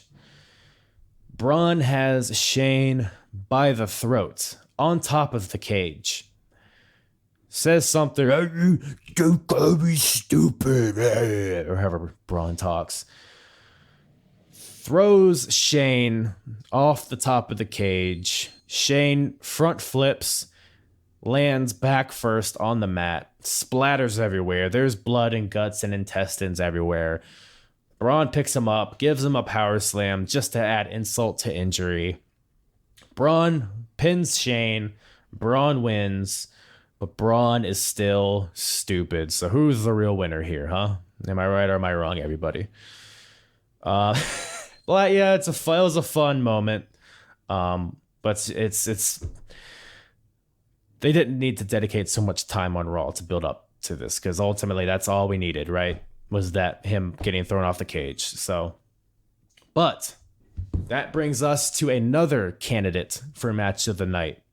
And it's nothing, it's something that none of us would have expected would even be in the conversation. Miz and John Morrison versus Damien Priest and Bad Bunny. Man, there is always, for every WrestleMania really, there's always this question of what will steal the show. That's always everybody's goal, right? To steal the show at WrestleMania. In my opinion, Bad fucking Bunny stole WrestleMania. He was amazing. Bad Bunny was great. He was like, because this dude actually gives a shit. You can tell when celebrities care and when they don't care. Bad Bunny cared. Because remember, one of the first reasons he was brought in is because he had a song called Booker T. You know, he does all these things like, you know, he showed up at the NBA game or whatever and did like the Triple H, like spitting water pose and all that stuff. He's clearly a WWE fan. So it was like a perfect fit. And by the way, he's one of the biggest musical artists in the world, if not the biggest. Whether people want to admit it or not, that's the case. So it was a perfect fit. But I'm going to tell you why what he did was next level. And I'm going to compare it to Pat McAfee, which is a different thing, but it's kind of the same. Everybody was praising Pat McAfee, including me. He did great in his match with Adam Cole. But here's the thing. Pat McAfee had that innate athleticism. He's a fucking NFL player, a former NFL player. He has that athleticism about him. So it's almost like, okay, yeah, he did great, but we all knew he had that in him kind of deal, right? Not diminishing what Pat McAfee did, but it was almost like it was less of a surprise, really. Bad Bunny is a rapper, right? I don't know what his history is in playing sports or whatever, but nobody was expecting him to pull out what he did in this match. And I'm going to tell you why it was so good, because it's not just him doing moves, right? The Canadian Destroyer on the outside, like, that's fine. We saw, who was it? Was it Ricky Morton that did it like a year ago or so on like Santana and Ortiz or something like that, right? Canadian Destroyer is not a hard move to do. It's a hard move to take, a harder move to take, but it's, you know, the person giving it isn't doing the athleticism. Not diminishing, you know, the talent it takes to make that all happen, because it's a lot of communication involved, but that's like something he's capable of doing, right? And it's not surprising, especially when doing it on John Morrison, who could literally do anything at any point in time, right? From an athleticism standpoint. Bad Bunny in this match sold his ass off, and not in an over dramatic way, not in a dead fish kind of way. He sold like a professional wrestler. He sold in this match. He sold in the build-up to this match on Raw. His promos on Raw were good. I'm not going to say great, but he didn't seem out of place. He seemed like he was very confident and he knew what he was doing. And in this match, like I said, he sold. He held the tag rope. There are professional wrestlers that this is their full-time job, and they don't have the decency to hold on to the tag rope, or some to even tag at all. Lucha Brothers. So to see Bad Bunny have all of these nuanced things down was amazing to see. And then on top of that, all the moves he did, the Falcon Arrow, the splashes that he did. Like I said, the Canadian Destroyer. His punches his working punches are better than most people on the roster. Easily. Just so the little things he did is what made it so great. It's not just the spectacle of it, it's that he treated this like a legitimate match. And he worked it like a legitimate match. He gave 100%, and for that, Bad Bunny, I'm a Bad Bunny guy. I didn't know who he was until he was brought on to WWE. But now, man, I have his album bumping all the time at the gym. So, loved Bad Bunny, love everything he brought to the company. And this is as the epitome of a successful celebrity appearance in wrestling. But yeah, Bad Bunny rules is basically the Cliff Notes version of that whole diatribe. But also, you gotta give a shout out to Miz and Morrison and how professional they were and how they were able to kind of guide Bad Bunny and kind of fill in the gaps for this guy, because he's still obviously very new to the game. So they were able to kind of steer the ship in a sense. And Damien Priest even, same kind of deal. Really cool to see him on a big stage because he hasn't had a crowd since he's been on Raw. And even in NXT, I mean, a lot of the time he was there was during the pandemic era. So he hasn't really had a crowd for most of the time he's been in WWE. And the crowd that he had was the NXT crowd, which is very much more intimate, obviously. So it was awesome to see him on this huge stage because he really hasn't had that yet. And he deserves it because he's a guy that should be a star in the future. There's no reason Damien Priest shouldn't be a megastar. But yeah, what else can you say about this match? Yeah, Bad Bunny and Damien Priest win with a Doomsday Device crossbody. Bad Bunny gets the pin on Miz. Bad Bunny pins the guy that was WWE champion like a month or two ago, which is funny. But either way, great fucking match. So fun, dude. This match was fun. Like, that seems like such a basic thing to say, but sometimes a match should just be fun. It doesn't always have to be a 5-star work rate. You know, let me chop you for 10 minutes and do a bunch of super kicks and let's spam our finishers kind of deal. Not every match has to be that. Some matches can just be fun.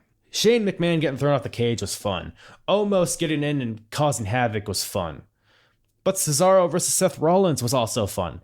And this show did a great job, and I think it's why Night 1 is so acclaimed. It's because it had something for everybody. I say that a lot about WrestleMania 17 and why that's the greatest show ever, is because it had something for everybody. Women, men, tag teams, singles, you know, all of that stuff, right? This show had something for everybody, and you get like work rate and Cesaro and Seth Rollins. You get fun spectacle and Bad Bunny, so love that. But that brings us to the main event. Once again, another candidate for match of the whole damn week. SmackDown Women's Championship is on the line. Sasha Banks versus Bianca Belair. So for this match here, we all know that the build to this match sucked ass. It was uninspiring. It was generic. You took two huge personalities and you put them in this conveyor belt into this generic formula and just made it a typical soulless, emotionless build. Can these guys, there are two baby faces at the beginning. Can Sasha and Bianca coexist as a tag team? Oh, wait, man, one of them hit the other and now they're bickering. Oh, now they're oh, now they're at odds, and oh, now Sasha's heel, and oh, now Bianca's on the mic. Let's give her what? Bianca? Oh, she's really charismatic. Oh, she's really engaging and entertaining on the mic. Let's not let her do any of that. Let's just give her a bullet point. Put this in a template promos, because that's just how we do it, right? There were so many things against this build that made it lackluster, to say the least. And this is the main event at WrestleMania. Now, I'm going to go ahead and say this. I don't like that the merit of the content is an afterthought as far as what gets to headline the show. Meaning, when deciding what gets to headline and main event the show, it's not about how good the build is. It's not how big the stars are. It's not about how good the match is going to be. It's about they're two black women. That's why they main evented. It has nothing to do with the merit of their abilities. It has nothing to do with what they have done building up to this show. It's 100% based on their race and gender. That's why they main evented this show. That's 100% a fact, and you cannot convince me otherwise. However, that being said, this isn't about me. This isn't about me and what I want to main event this show. This is about who Sasha and Bianca can inspire going forward. It's a big moment, not just in wrestling, but in society in general. But if you don't believe me, we've all seen it at this point probably, but you saw Bianca and Sasha both in tears before the match even got underway. That's how big the moment was.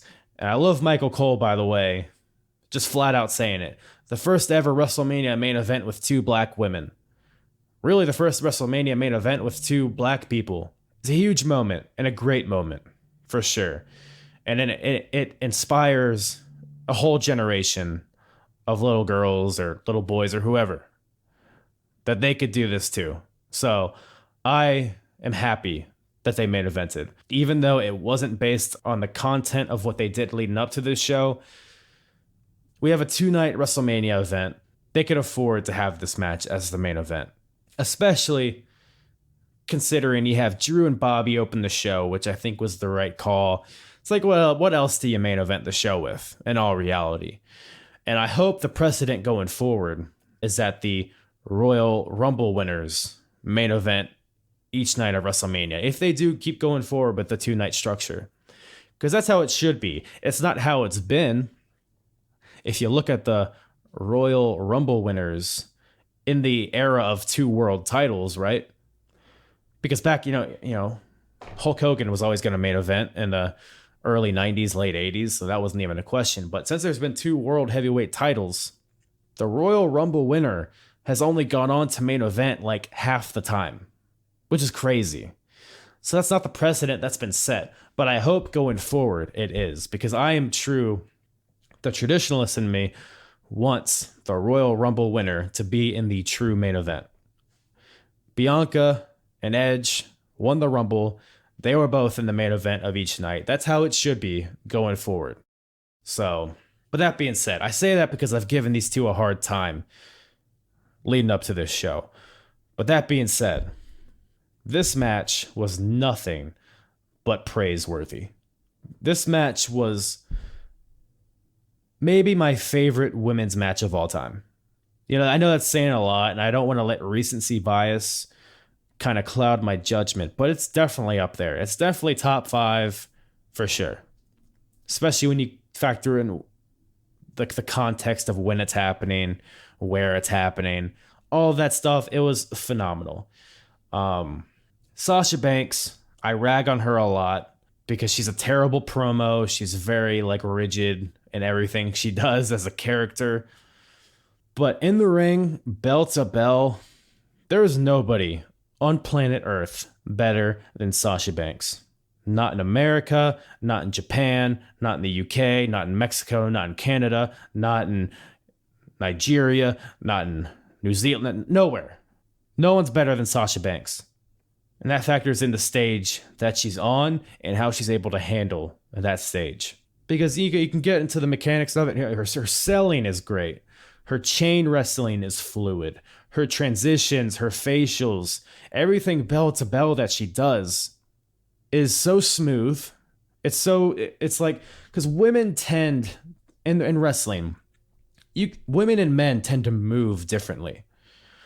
I'm not going to come out here and say, oh, well, men do it better, but like, from a physicality standpoint, men are typically a step ahead of the women. Typically, not always, but in general, they are. You see some women move and they're very, awkward and blocky and rigid. Sasha Banks moves around like an athlete. Her footwork is great. When I watch her, I'm not like, oh, here's this woman wrestling. I'm saying to myself, oh, here's a wrestler wrestling. That's why Sasha is so good. There's a select few of people who are just so smooth with their footwork and how they move around the ring. Charlotte Flair is another one. Aoife Valkyrie in NXT UK is a big one too that you'll probably be seeing a lot of in the future. There's a few people like that just are so fluid in the ring, and Sasha is that person. She is the epitome of that. And then you have Bianca, her dancing partner here, who showed so much poise in this huge moment. She's still very, very new in wrestling. Like, she is, is she even 5 years in? Maybe more than that, I'm not sure. But she's still very, very new in this kind of realm of entertainment, right? And the fact that she's able to come in here in the main event of WrestleMania and show so much confidence and to be so good, to nail everything that she intended to nail, to have this great match with Sasha, that's not something that should be understated. That is amazing. So great match. And the finish comes when Bianca Belair, she's going for the KOD. Sasha counters, goes for the backstabber, but Bianca is too strong. So she kicks off Sasha off of her back. Sasha has Bianca's hair in her hands because she knows if she lets go of that hair, then it's done for. She let go of the hair and it was done for. Bianca takes her braid, her huge ass braid, whips the shit out of Sasha Banks. That sound, I will never be able to forget the sound that it made. That is everything you could ask for and what sound that they were going for. Bianca takes her braid, whips Sasha. Sasha is debilitated. They lock up again. They go back and forth, counter for counter, but Bianca is able to lock in the KOD, the kiss of death, hits it on Sasha. 1, 2, 3. Bianca Belair is your new SmackDown Women's Champion. Fucking, I can't say enough about this match, man. The build-up was terrible, but it didn't matter. The match was great. Both these ladies deserve this main event spot. They made the most of it. And there were like a few things that made it so great, right? Other than, just the mechanical storytelling of it, right? Look at the finish. Bianca, when she first came in, that braid spot, she used to do that every match. When she came in, the Mae Young Classic and your early NXT days, she did that every match. And it was cool, but it's almost like you do it every match, you begin to expect it. It begins to become less cool and less surprising and less awe-inspiring. It just becomes another move. Bianca hasn't done that unless, not that I can remember. I don't think she's done that since she's been on the main roster. And even in her later run in NXT, she didn't really do it at all. Maybe once or twice here and there, but she didn't use it a lot. So it made this moment so special when she broke out that whip because she hadn't done it. People weren't expecting it. And then it was executed to perfection. But then she hits the KOD, and I bring this up again because of Michael Cole, which I didn't notice, by the way, as I was watching it because I was sucked into the moment. I would even go as far to say if you did notice it, you're watching wrestling incorrectly. Like that's all there is to it. But apparently Michael Cole when Bianca Belair pinned Sasha Banks, he said that Sasha Banks kicked out like once or twice.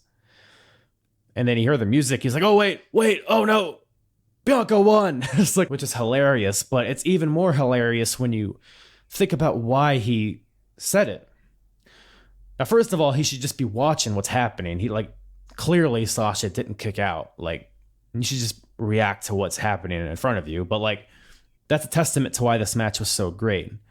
Because a lot of quote unquote great matches have this crutch of false finishes due to people's finishers. Trading finishers back and forth. I'll do my finisher. You'll do your finisher. I'll do mine off the top rope. You'll do yours off the top rope. I'll do mine twice in a row, hit you with a super kick and do you with the third one. Unfortunately, that's the status quo now, is that a match can't end until you hit your finisher at least 2 or 3 times, and the last time off the top rope. But this case, Bianca only needed 1 KOD to beat Sasha Banks. And it's almost like Michael Cole was expecting Sasha to kick out, because nobody just gets beaten by 1 finisher. That'd be absurd. But guess what? They call it a finisher for a fucking reason, because it should finish a match. And this match, that's why I love this match so much, because it didn't have to rely on the finisher spamming. It was just a good story, a good structure to the match, great pacing, fluid wrestling, a great atmosphere, and then Bianca is able to sneak in her whip and then hit her finisher, and that's all it takes, which is how it should be. She took advantage of a moment, and that moment is what cascaded the chain of events that led her to win the match. If you lose a match, it's not because you're just got dominated and you're buried. Sasha lost the match because she let one moment slip from her hands, and that cost her everything. So Sasha comes out looking good still. Bianca, obviously, she's the champion. She has her moment. So it was great all around.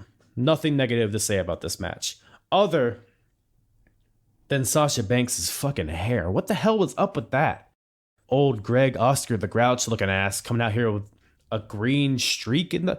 It'd be one thing if it was throughout her hair, but it was a bizarre, awkward streak in the front. It almost looked better at the end of the match when it was more frayed and kind of jumbled together. Look, I praised Sasha a lot in this match. I have to rag on her about something. No, great stuff all around, and a great way to end night 1. Which brings us, you guessed it, to night 2. What I deemed as the post-show of night 1. It just kind of felt like that, right? Did it not? It felt like WrestleMania ended with night 1, and this was just like a bonus almost, right? I don't know. Maybe it's just me. But yeah, it's weird. I don't know. I touched on it earlier, but night 2, it's it almost felt like the momentum from night 1 was stopped. There was just, because the matches were not bad, the crowd was into it, but there was just some intangible energy missing. I don't know how to describe it, but I've even heard from people that were there live that they didn't like night 2 as much as night 1. So who knows what it is, but could have been a big aspect of it that could have played into it was how it was structured and paced, particularly the first 2 matches. Weird decision as far as getting the crowd hot. It's a weird decision, the first 2 matches that they threw out there. The opening match, Randy Orton versus The Fiend. Very surprised to see this open the show. Very surprised to see this as just a wrestling match. I figured this would have been cinematic in some way, or at least some gaga along with it. But it's weird. I don't know. It's weird. It's weird to see it open the show. First of all, it's weird. The Fiend is returning from being set on fire.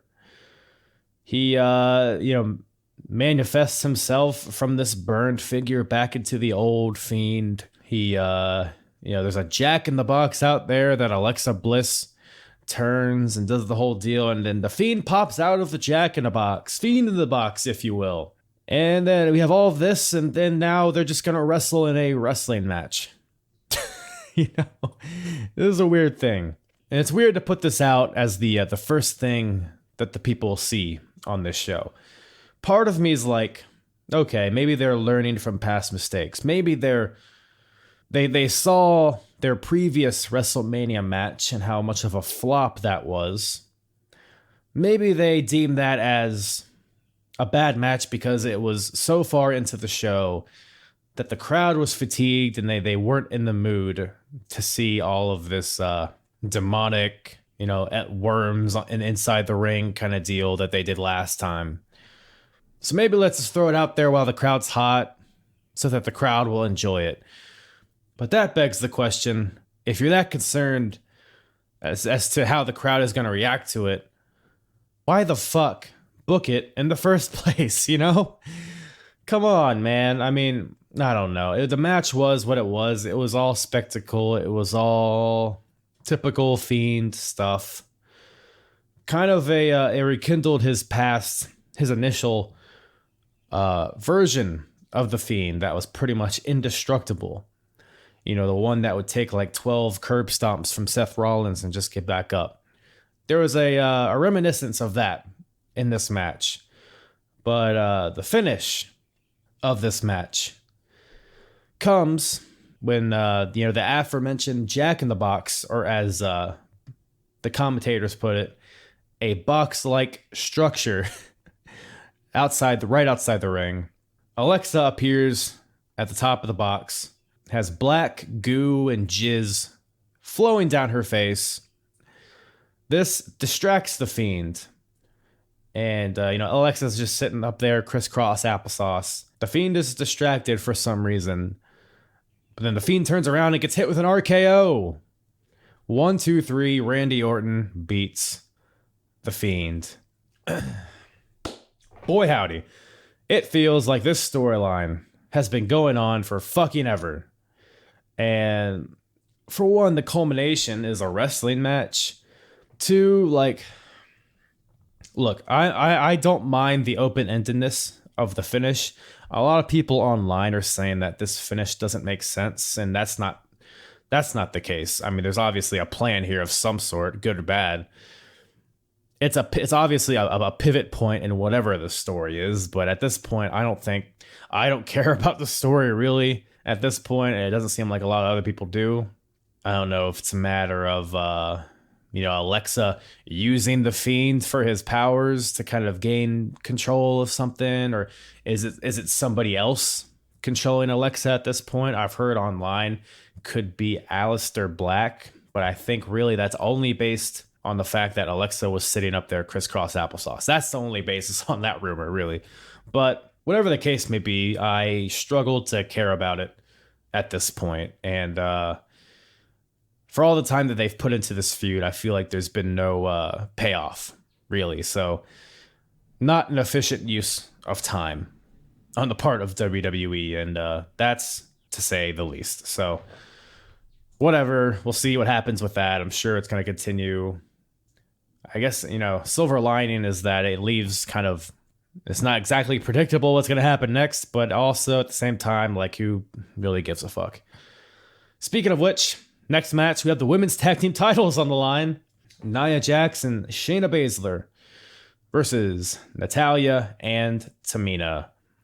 Again, I mentioned before, is a weird first two matches of this show. It's weird that they thought that these two matches would get the crowd hot. And maybe these first two matches are what kind of set the tone in a negative way, which is why night two is unanimously, it seems like the lesser of the two nights. But whatever the case may be, Tamina's out here. I said earlier, she's super over with the crowd, which is great to see. I feel like she's kind of ending her, she's at the end of her run.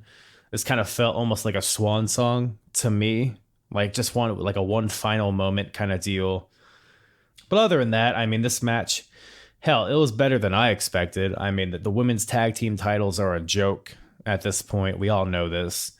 I don't mind the pairings of either of these teams, honestly. and the match mechanically was nothing. It was nothing special, but the crowd seemed to be really into it, and ultimately that's the only thing that matters. So they're doing something right, basically. But all in all, it's a pretty forgettable match. Nia and Shayna get the win here as Shayna chokes out Natalya. So it was a fine match here, but again, a weird placement on the card for me. Hopefully they start getting more of these actual teams involved, like, I don't know, the Riot Squad, or even Mandy and Dana seem like a legit team at this point. Why are they not more of a factor here? Hey, why the fuck did you break up the Iconics? They could have been a perfect part of it. I don't know. I have so many questions as far as tag teams go that I don't even want to bother. But third match of the show, finally got something good. Kevin Owens versus Sami Zayn. I said this earlier in relation to the Cesaro versus Seth Rollins match. Crazy to see these guys wrestling at WrestleMania, given their history, where they came from, how long they've been in the game. It's so cool to see them on this big stage that they deserve. Two great friends, obviously, been up and down the roads together. So now, if nothing else, they can say that they faced each other at WrestleMania one-on-one. So really cool for these guys. And hey, by the way, pretty fucking awesome match as well. It definitely felt kind of short, though. I would have liked to see some of the time from the tag match get trimmed off and put into this match, but nonetheless, they made every second count. Although really with the time they were given, it kind of came off like a greatest hits display from these guys. It felt like everything we've seen from these guys, whether it's from NXT, whether it's from their 2016 feud, which, by the way, their 2016 match at Battleground I thought was significantly better than this. But this match is still great in its own right as well. And I did love the finish because, again, that Battlegrounds match that I just brought up, the finish was a callback to that match, where in that match, the finish came when Sami Zayn hit a haluva kick onto Kevin Owens, but before Kevin Owens could fall down, Sami Zayn kind of propped him back up with his shoulder, put him back in the corner, and hit him with a second haluva kick for the win. In this case, WrestleMania 37, that same spot happens in the exact same way, but on the second haluva kick attempt, Kevin Owens fires back with a super kick, hits the stunner, and much like in their Battlegrounds match, hits him with a second stunner, kind of turning the tables, so to speak, on a Sami Zayn. That second stunner gets him the win, and Kevin Owens beats Sami Zayn. Like I said, love the callback to their previous match. I thought the finish was fantastic. And all in all, while it might have been kind of just like a quick sprint of a match, I enjoyed it for what it was. The Logan Paul aspect of it, I could have done without, but once again, I understand the appeal that he has. I'm sure he brought a lot of new eyes on the product, whether it's people that tuned in to actually watch the show, or at least people seeing on social media that WrestleMania happened and WWE is still doing it. Whatever the case may be, Logan Paul is a huge star. Love him or hate him. So I understand his involvement, and I appreciate that he didn't really have a heavy involvement in the match. Really no involvement in the match at all. Until the post-match stuff where, we got to see him get stunned by Kevin Owens. So, like, who's going to be mad at that, in all honesty, right? Fun match, fun moment at the end there. And once again, just happy for these guys. They're the epitome of what I loved about Ring of Honor. And they're an aspect, in my Ring of Honor reviews, that's an era that I cannot wait to get to, when these guys were teaming together and then when they were against each other. So, yeah, awesome stuff here. And then after that, we have the United States Championship on the line. Matt Riddle versus Sheamus. I had very high expectations for this match because there was a match that these two had on Raw. It might have been a few months ago at this point. It was kind of just a random ass match. I think it was like in the build to Survivor Series when they were on the same team and there was like a bunch of infighting and stuff. They had a match on Raw that was fucking flames. Probably the best Raw match of the entire year. If you haven't checked that out, I highly recommend it. I don't know the date offhand, but they've only had, a couple matches on Raw, so it's one of those. Might have been their only singles match, honestly. But yes, going into this, I had high expectations of it. And while the match here at WrestleMania was pretty damn solid, the match itself didn't really stand out among the other matches that happened on this show, in my opinion, or even in this week in general. There was just so much good wrestling that this match kind of got lost in the shuffle, I think. But I really enjoyed it. Really hard hitting. Just a couple of guys that hit each other really hard. And you always love to see it. Really good chemistry between these two guys. And would love to see them wrestle each other tons more. I could watch these guys wrestle every week, honestly. And I love the finish. Riddle goes for a springboard moonsault off the second rope, but Sheamus catches him in midair, upside down, with a brogue kick. Beautiful timing. I mean, if you're off by a half a second, it looks dumb as fuck. But he caught him flush, even busted his lip open, I think. Love, love, love that finish. And Sheamus hits the brogue kick, pins Matt Riddle, and we have a new United States champion, which I like because Sheamus, man, he's been the workhorse the past few months, low key. I mean, he doesn't get nearly appreciated enough. And, given, these U.S. Intercontinental titles, in my mind, in my opinion, they should represent kind of the workhorses of the roster. They shouldn't be looked at as mid-card, even though technically they are. They shouldn't be looked at as like the lesser than the world title. They shouldn't be looked at as a stepping stone. These titles, the U.S. title, Intercontinental title, they should be that workhorse title that represents something that the world title doesn't.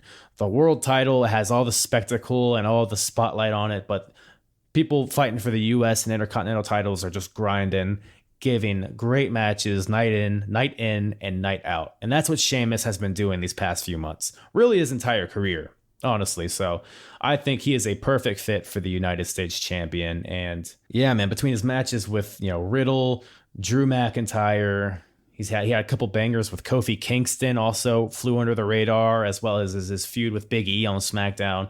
Sheamus is killing it, man. So love to see him have some gold here. And good stuff for the fella.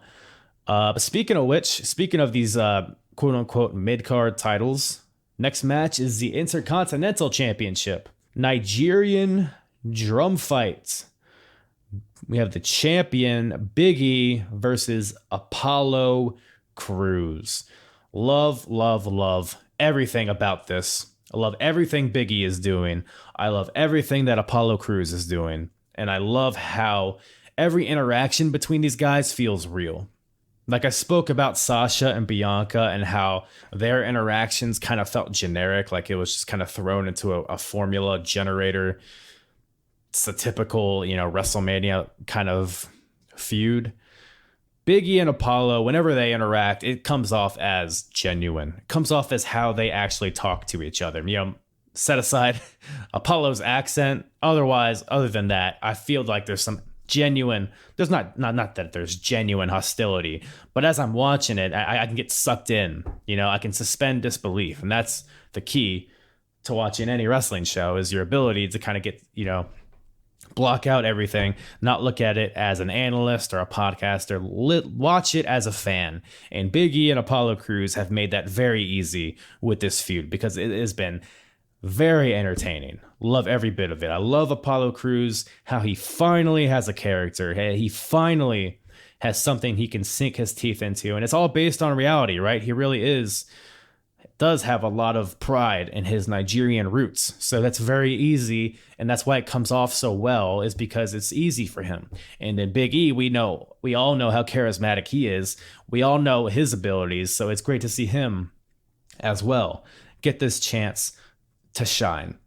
And love that, because a lot of times in previous years at WrestleMania, these mid-card titles kind of are last minute thoughts. You know, it's like, hey, let's just throw 6 guys in there and maybe we'll throw a ladder in there or something. And it's very like, you know, last minute, like no thought put into it, no feud, no story to it. But this match had story to it. Happy that we minimized the multi-person, multi-team matches this year at WrestleMania. That's one important aspect as far as why I love this show so much. Because everything felt like it mattered in its own kind of way. So... But we had the Nigerian drum fight here, which is silly. Like they had the drums ringside and they had kendo sticks and tables and all that stuff. It was fun. It was a fun match. It's not going to be, you know, they've had regular wrestling matches in the past, so they had to break out something different. And that's what this match did. Love the callback to Apollo taking out Big E a few months ago at this point with the steel steps, dropping it on him. As Big E was laying on the floor, Apollo dropped the stairs on him and took him out for a few weeks. Apollo tried to do it again, but this time sandwiching Big E through this in between the top and bottom sections of the steps.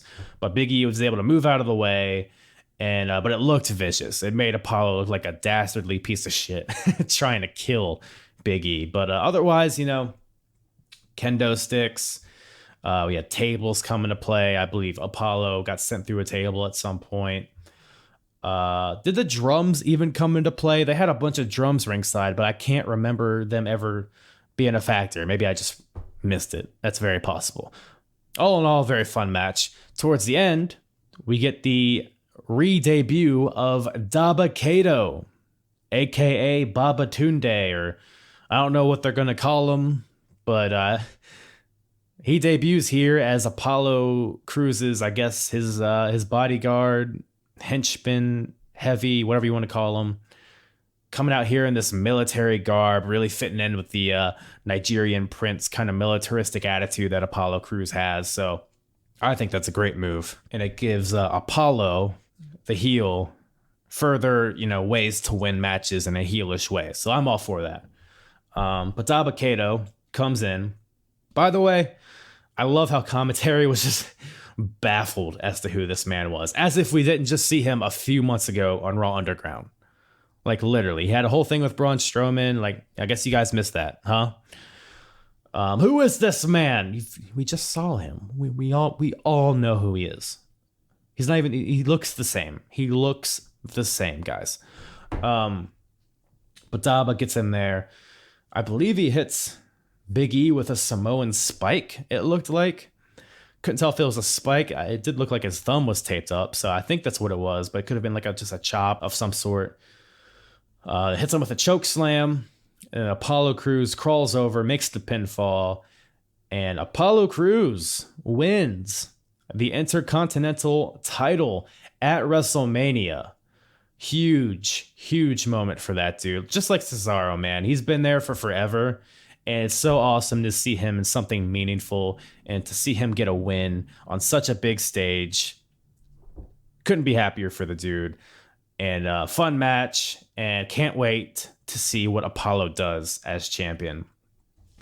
I think he represents what that title should be. Like I said, the workhorse title, the title where, you know, you can just have great match after great match. And yeah, and Big E, I think it's only a matter of time before we see him facing Roman Reigns. So good stuff from those guys. Then after that, we have the Raw Women's Championship on the line. Asuka versus Rhea Ripley. This match kind of just felt like it had to happen. And I don't really mean that in a good way. Like, there was no build to this match. Rhea just kind of debuted and was like, hey, I'm going to challenge you. And Asuka was like, all right. And then the match happened. Like, there wasn't a lot of story to it. Felt like it just existed purely to have Rhea win the title. Like, it was a decent match, right? I think these ladies worked really hard. Like, how about that DDT spot off the apron from Asuka? Rhea looked like a monster in this match. I think she had a heavy majority of the offense, right? Throwing Asuka around, tying her up in a pretzel. Like, Rhea looked like a monster in this match. To me, it was a mostly forgettable match. Even though it is a huge moment for Rhea Ripley, winning the Raw Women's title, completing the trifecta of Bianca, Raquel, and now Rhea, that wave of NXT women are now taking over the entirety of WWE, which is awesome to see. It was what it was. I didn't really think much of it. I'm kind of demoralized as to how Asuka has been booked through the entirety of her main roster run. It's more than just being champion, man. Like, yeah, she's held titles. Yeah, she's been Raw Women's Champion for a long time now. But how many times did she defend it? Against Alexa Bliss that one time, and then before that, I think it was Zelina Vega, if that gives you any idea as to how sparingly that title has been showcased. How sparingly she's been showcased. Fucked around with Charlotte Flair with the tag team titles for it's all been like uninspiring, like who gives a fuck kind of stuff, which is a shame because Asuka is such a unique talent, such a valuable presence, so fun to watch in the ring, and they just give her nothing, dude. Nothing. And I've talked about that a lot in this podcast, that, you know, even though she technically, if you look at the win-loss records, yeah, she's been pretty strong, but does anybody care about her? It doesn't seem like it. So, and they're not doing her any favors in that regard. So hopefully Rhea Ripley can kind of take this title and maybe give it a fresh start. I know Charlotte's back in the picture now, but it's just like, okay, we've seen all this before. I would like to see Rhea Ripley get her comeuppance on Charlotte for Charlotte beating her last year. But other than that, it is what it is. The Raw Women's division is a disaster at this point. And who knows? Maybe they... it's not due to a shortage of talent. So it's not just a matter of calling people up. It's not just a matter of signing people. It's a whole mentality that they need to change in terms of the women's title, and to make it something that we can take serious as fans. Because right now it isn't, and it really hasn't been since Becky Lynch was champion. So, and even then it was very sparingly. So who knows? But happy for Rhea Ripley nonetheless in a pretty good match here. But we're finally here, folks. Universal Championship, the main event of night 2. Edge versus Daniel Bryan versus Roman Reigns. Now, this is such a huge departure from what we saw in the previous match. This is a match that had a great build. This is a match that had time, several months of build, really, when you look at it. Different forks in the road, different motivations from everybody involved, great promos, the intangible element that you can't create. That element being that Roman Reigns came back from leukemia. Edge and Daniel Bryan both came back from career-ending injuries. There was a point, maybe 3 years ago, where we as fans didn't think any of these guys were going to wrestle again. Now we sit here in 2021 and we are watching all 3 of them compete in the main event of WrestleMania. How crazy is that? We've seen a lot of people make that kind of assessment, right? It seems like everybody's, tweeting the same thing. Oh, Daniel Bryan and Edge came back from injury and Roman came back from leukemia. It's a thing we all acknowledge, right? But to have that, that can't be understated how crazy that is. To even take it even farther than that, not only are these 3s here and present, but they are here and they just put on a fucking classic in the main event of WrestleMania. Tremendous triple threat from these guys. And a lot of that is, the build to this match was so great. You had Edge win the Rumble. He came back from not only his initial injury of his neck, but tore his tricep last year. He came back, first match back, entered the Royal Rumble, came out number 1, ran the gauntlet, won the Royal Rumble, and earned his shot at a champion of his choice. You have Daniel Bryan, who had a chance at the title in between Rumble and Mania, but got screwed out of it. So he, as well, deserved a shot, especially considering he made Roman Reigns tap out. And obviously you have Roman, and we know how I feel about Roman. Roman Reigns can do no wrong, in my eyes. The perfect heel champion, in my opinion. Such a unique character and such a good character. Even to this day, as long as he's been doing it, it's still as good as it was in the beginning, if not better. And but that great build, you went into this match, and any 3 of these guys could have feasibly won. Some were more likely than others, but you could have seen any of these guys walk out with the Universal Championship, and that's the mark of a great match. You go into it not knowing what's going to happen, and then you can just sit back and enjoy it. And that's what I did, and that's what I'm sure a lot of people did watching this match, because this match fucking bopped. So good. Non-stop action. You have Jey Uso getting involved in the beginning, then getting thrown out. You have Edge and Roman hitting spears on each other, colliding with their shoulders. Daniel Bryan doing his thing. Edge in particular was super over with this crowd. That was fun to see. And that's another thing, the crowd. We got to see the yes chants again, the real yes chants. We got to see Roman Reigns get his first reaction as a heel. And lo and behold, people were booing him, which is awesome to see that plays into his character, right? There's a great shot that I saw on Twitter somewhere. There's a great shot of Roman Reigns. He's on the stage holding up the title. And there's this great shot of like a fan giving him the double middle finger. Like, that's just the epitome of what a heel should be.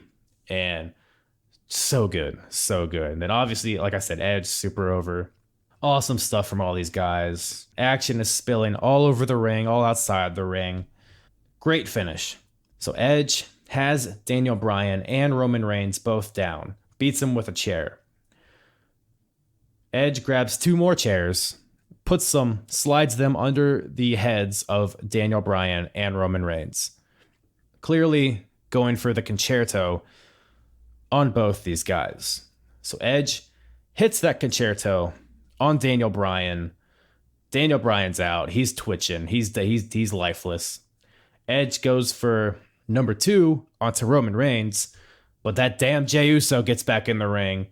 Edge is able to spear Jey, get him out, dispatch of him, but then Roman takes advantage and spears Edge and then hits the concerto on to Edge. Then Roman Reigns takes Edge, pulls him, puts him on top of Daniel Bryan, and Roman Reigns stacks these 2 motherfuckers and pins them both. So good. Roman retains the title. Sometimes you just have to have your dominant champion be fucking dominant. And that's what Roman Reigns was. And that's what he is. Now we move on, and Roman Reigns is as legitimate as he's ever been, more so than he's ever been, more dominant than he's ever been. And that just leaves the door open for another competitor to challenge him, whether it's Edge or Daniel Bryan again, whether it's Big E, whether it's someone else.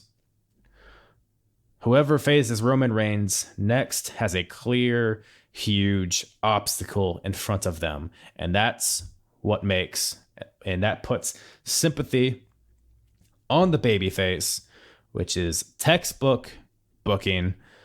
Beautiful, beautiful stuff. Great finish to this match.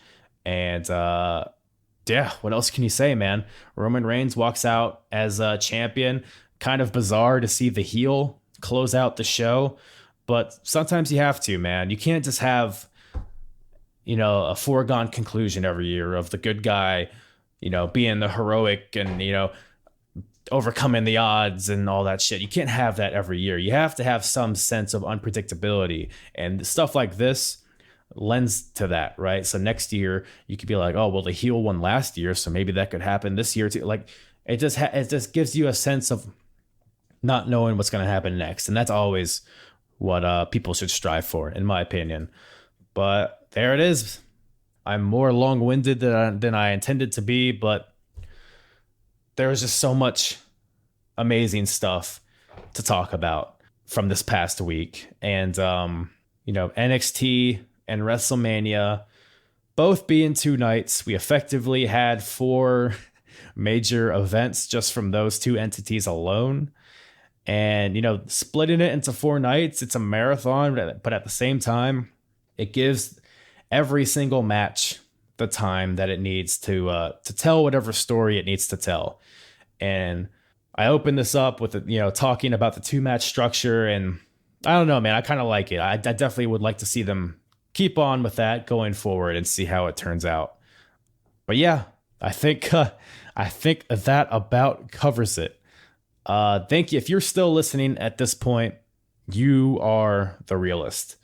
Much appreciated to all of you guys for tuning in. You're not tuning in unless you're on TuneIn, I guess. But thank you guys once again for listening. I really, really appreciate all of you.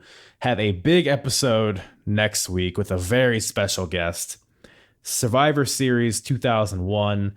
And then I'll introduce the guest next week. Fuck you guys. But just kidding. But yeah, big episode next week. Couple of big episodes actually coming up in the next few weeks. So keep an eye out for that. Follow me on social media if you don't already. All of the links in the description of this podcast. Check out apronbump.com for previous episodes as well. And yeah, next week we'll have WrestleMania apron bump. So it was like a WrestleMania backlash joke. I thought I had something there, but I don't think I did. But yeah. Well, can't end a show better than that. So no, but yes, once again, thank you guys so much for listening. Take care of yourselves. Kiss your sister. Pet your cat. Lotion your testicles. I'm hard. Talk around and disregard it. Strip you off the ground, show you what heart is. Standing strong and proud, nothing can knock it. Let's get it started. It's the hardest. Talk around and disregard it. Strip you off the ground, show you what heart is.